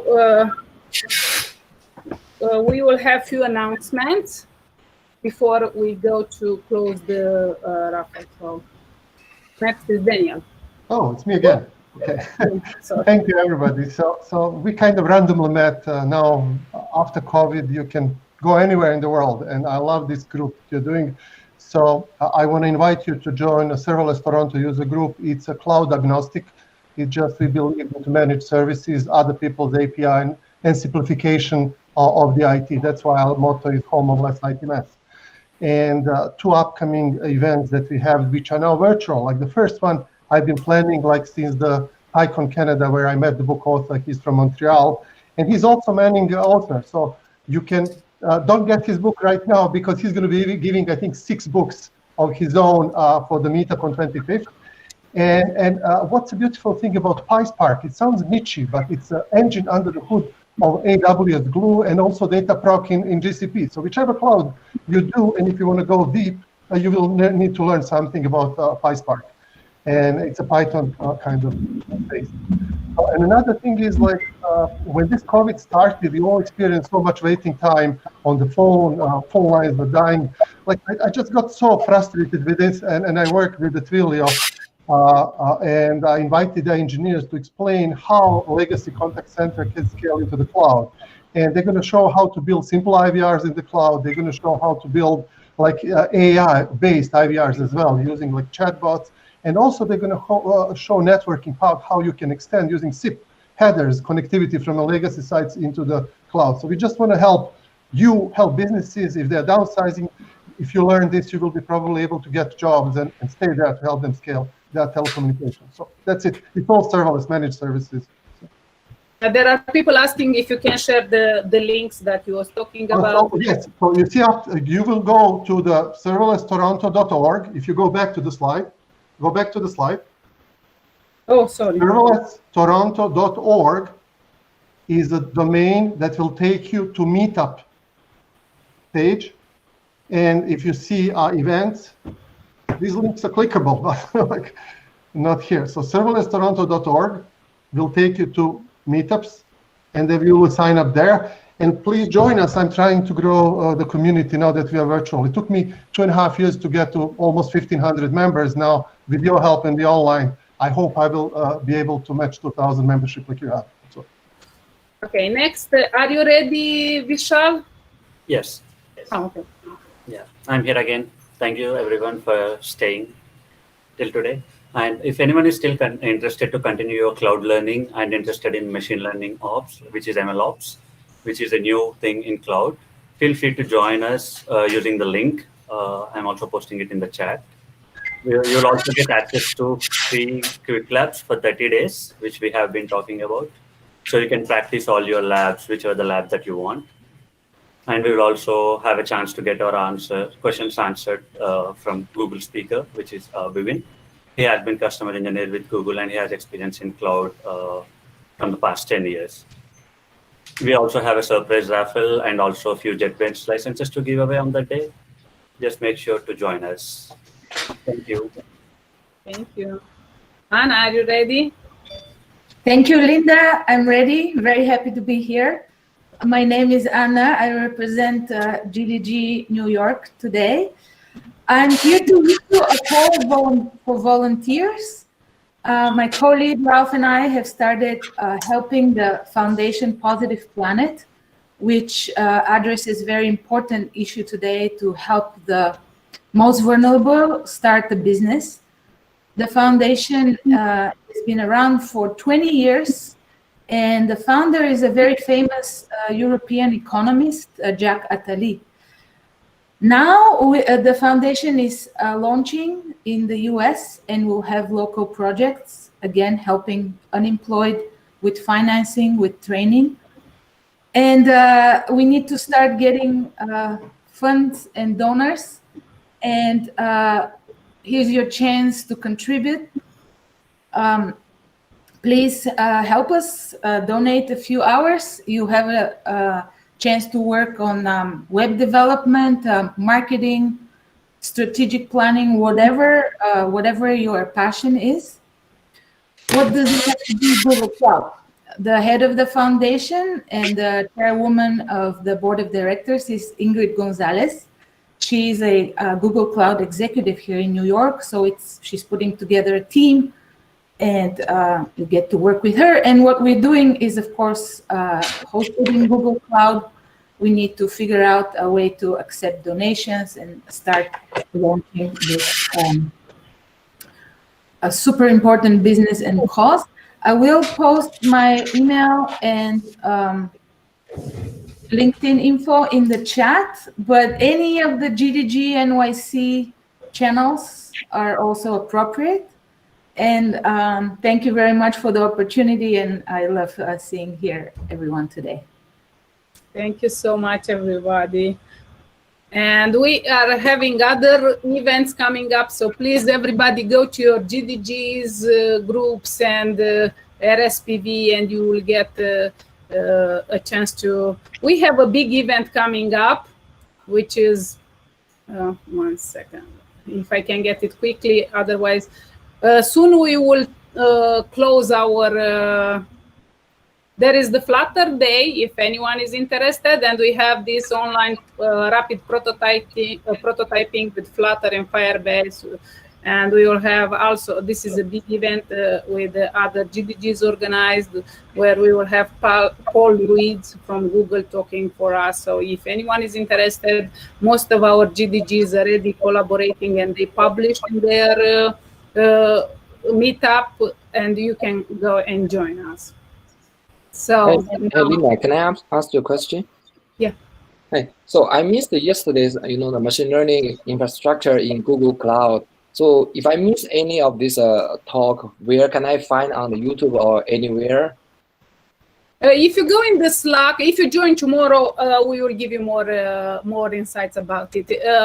You can always do it in Slack. You have all the instructions with all the steps. But if you join tomorrow or next week, we will give you more instructions. So can we go to the raffle? I'm sorry. It's just because we are running out of time. Where is the raffle link? Wheel of Names. First, let's go to Wheel of Names. The feedback form. Can somebody send me quickly the feedback form? I think it's here.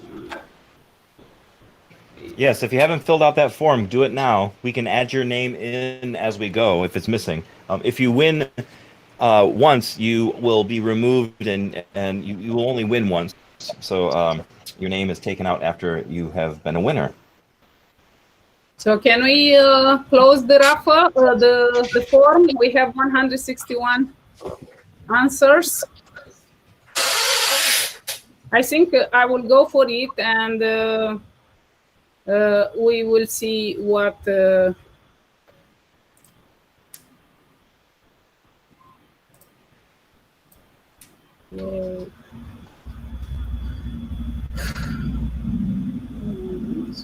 I will take the names. I don't know, maybe I should just. What is that? Is mine? No, I'm just bringing a little music while we wait. I hope that's okay. I thought it's mine doing that noise. It's a long list. This is what you get when you search game show music on the Apple. Okay, so now where is my raffle? This is what you get when you search game show music on. Can. Okay. Themselves.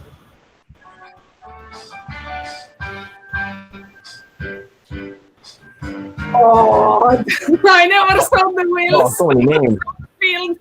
We cannot even see the name.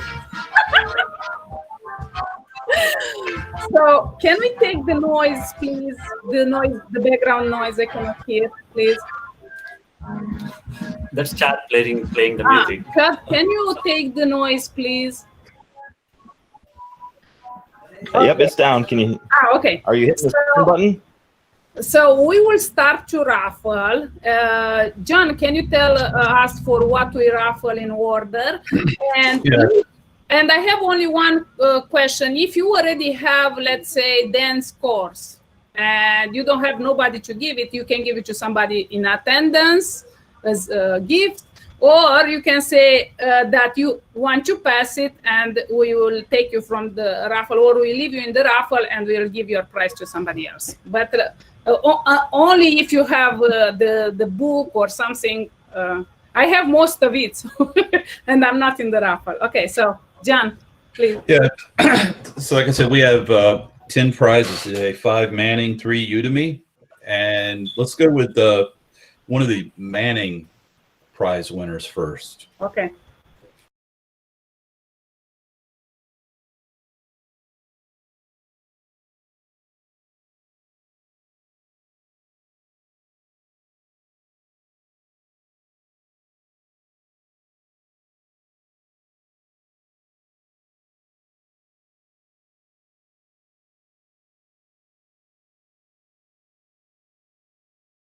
You want me to write them down? Yeah, can Okay, someone write it down, please? I'm writing them. K Oh. RAMUGABA. Can everybody mute themselves? There is so much noise, and I cannot hear nothing. I'm sorry. Linda, All right. that's my game show music. So that's a Manning winner, Robert Necro. Yeah. Congratulations. Do you not like my game show music? So let's go to the next one. Yep, let's go for a Udemy prize. We have 3 Udemy prizes. Let's try that. Okay. Let's collect the names of the winners, please. Yes, I'm writing them down.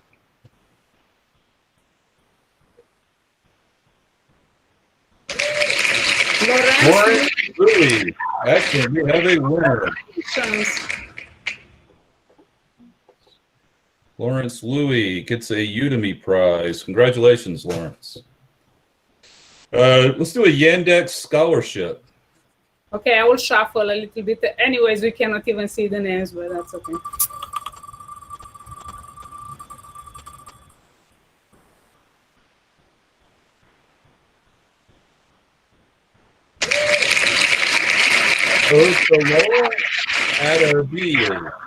Congratulations. You're a Yandex winner. Congratulations. Luto Adebiyi.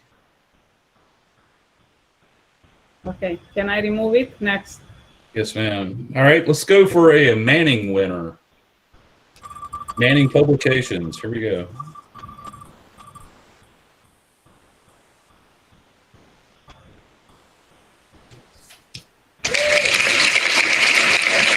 More Orca Collins. Congratulations. Give me a second to write that down. Yeah. Congratulations.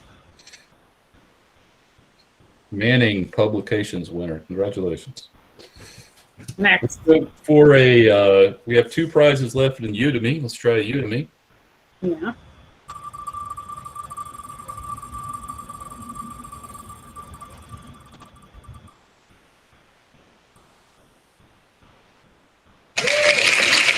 Ali El Sharif. Congratulations. Congratulations. El Sharif is a winner of Udemy. All right, we have one more Yandex. If we Okay, would let's try for the last of the Yandex scholarships.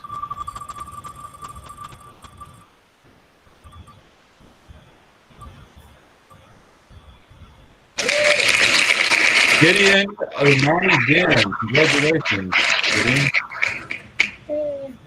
Give me 1 second. Then, Congratulations.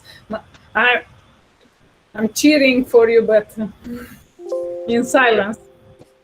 all right, that this is our last. That was the last of our Yandex. This will be our last Manning prize winner. Yeah. So I go for what? For Manning? Yes, ma'am, Manning. Okay.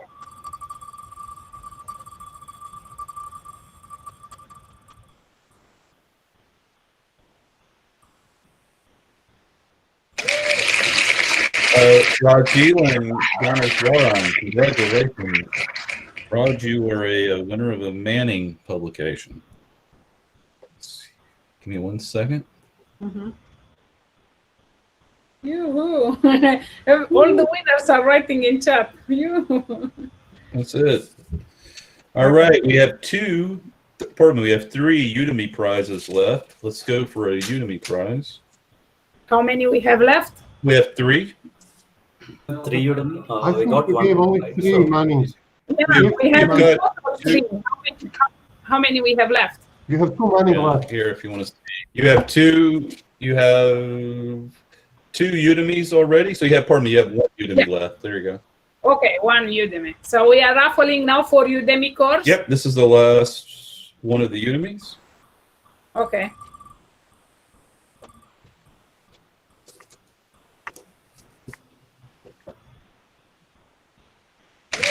Oh, certificate. The guy who said he wasn't going to take a prize.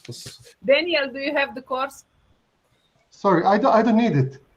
I do have the book. Okay, so First, I'm organized. The second, I already have it. So I Yeah, purchased it and enjoy okay, the course. so Thank you, Dan. We pass you, okay? Yeah. One more time for the Udemy course. I have myself all the courses, Dan and everything, book.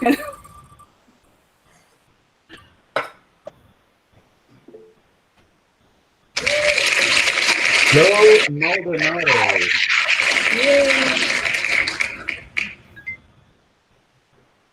He is very happy. I can see it in the chat. All right, that's a Udemy. Joe Maldonado, congratulations. All right, so we have 2 more of the Manning publications. Let's try to spin for a Manning. Yeah, okay.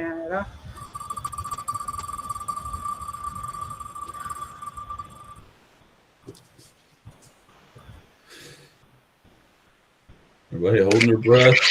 Jose Galfini.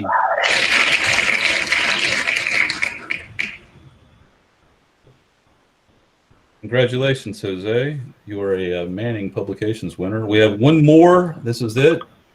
Everybody. Can I eliminate this one? Yes, ma'am. Remove, not eliminate, sorry. Okay, I will shuffle one more time and let's go.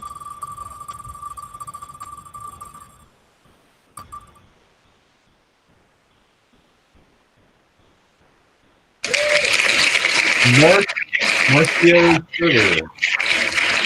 Congratulations, Marcio. Congrats, everyone. So instructions are contact me on LinkedIn, connect with me, whoever won, and communicate. We have the emails of the winners. I will share with everybody, with the GDG leads, and we can contact the winners. But they have to use the same email address for the Manning as well. If they use another address, I cannot help them. Ah, okay. So can I remove the last winner? So we are done with the raffle, right? Yes, ma'am. Okay, perfect. So does anyone like to say anything else before?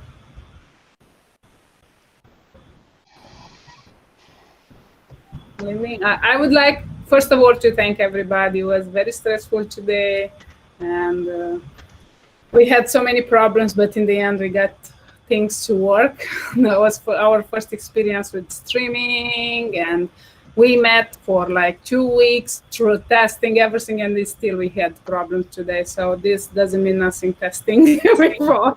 I don't know.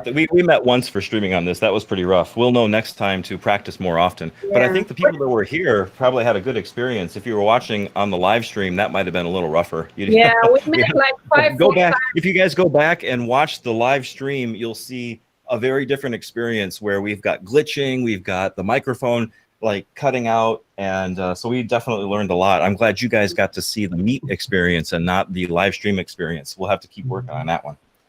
Actually, we met like 5-6 times to test everything. So, and all the no, not right. all the GDGs No, we met once.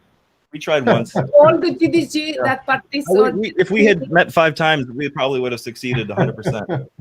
I wanted to thank right? all the GDGs that participated in all our meetings to make this happen. We had several meetings and tried to make everything work. But there are always things that happen, so we apologize for we learn a lot, and next time we'll make it much better.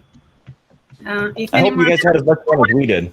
Yeah, I would like to thank Dan from the bottom of my heart for joining our community, for sharing his knowledge with us, and if you like to say something.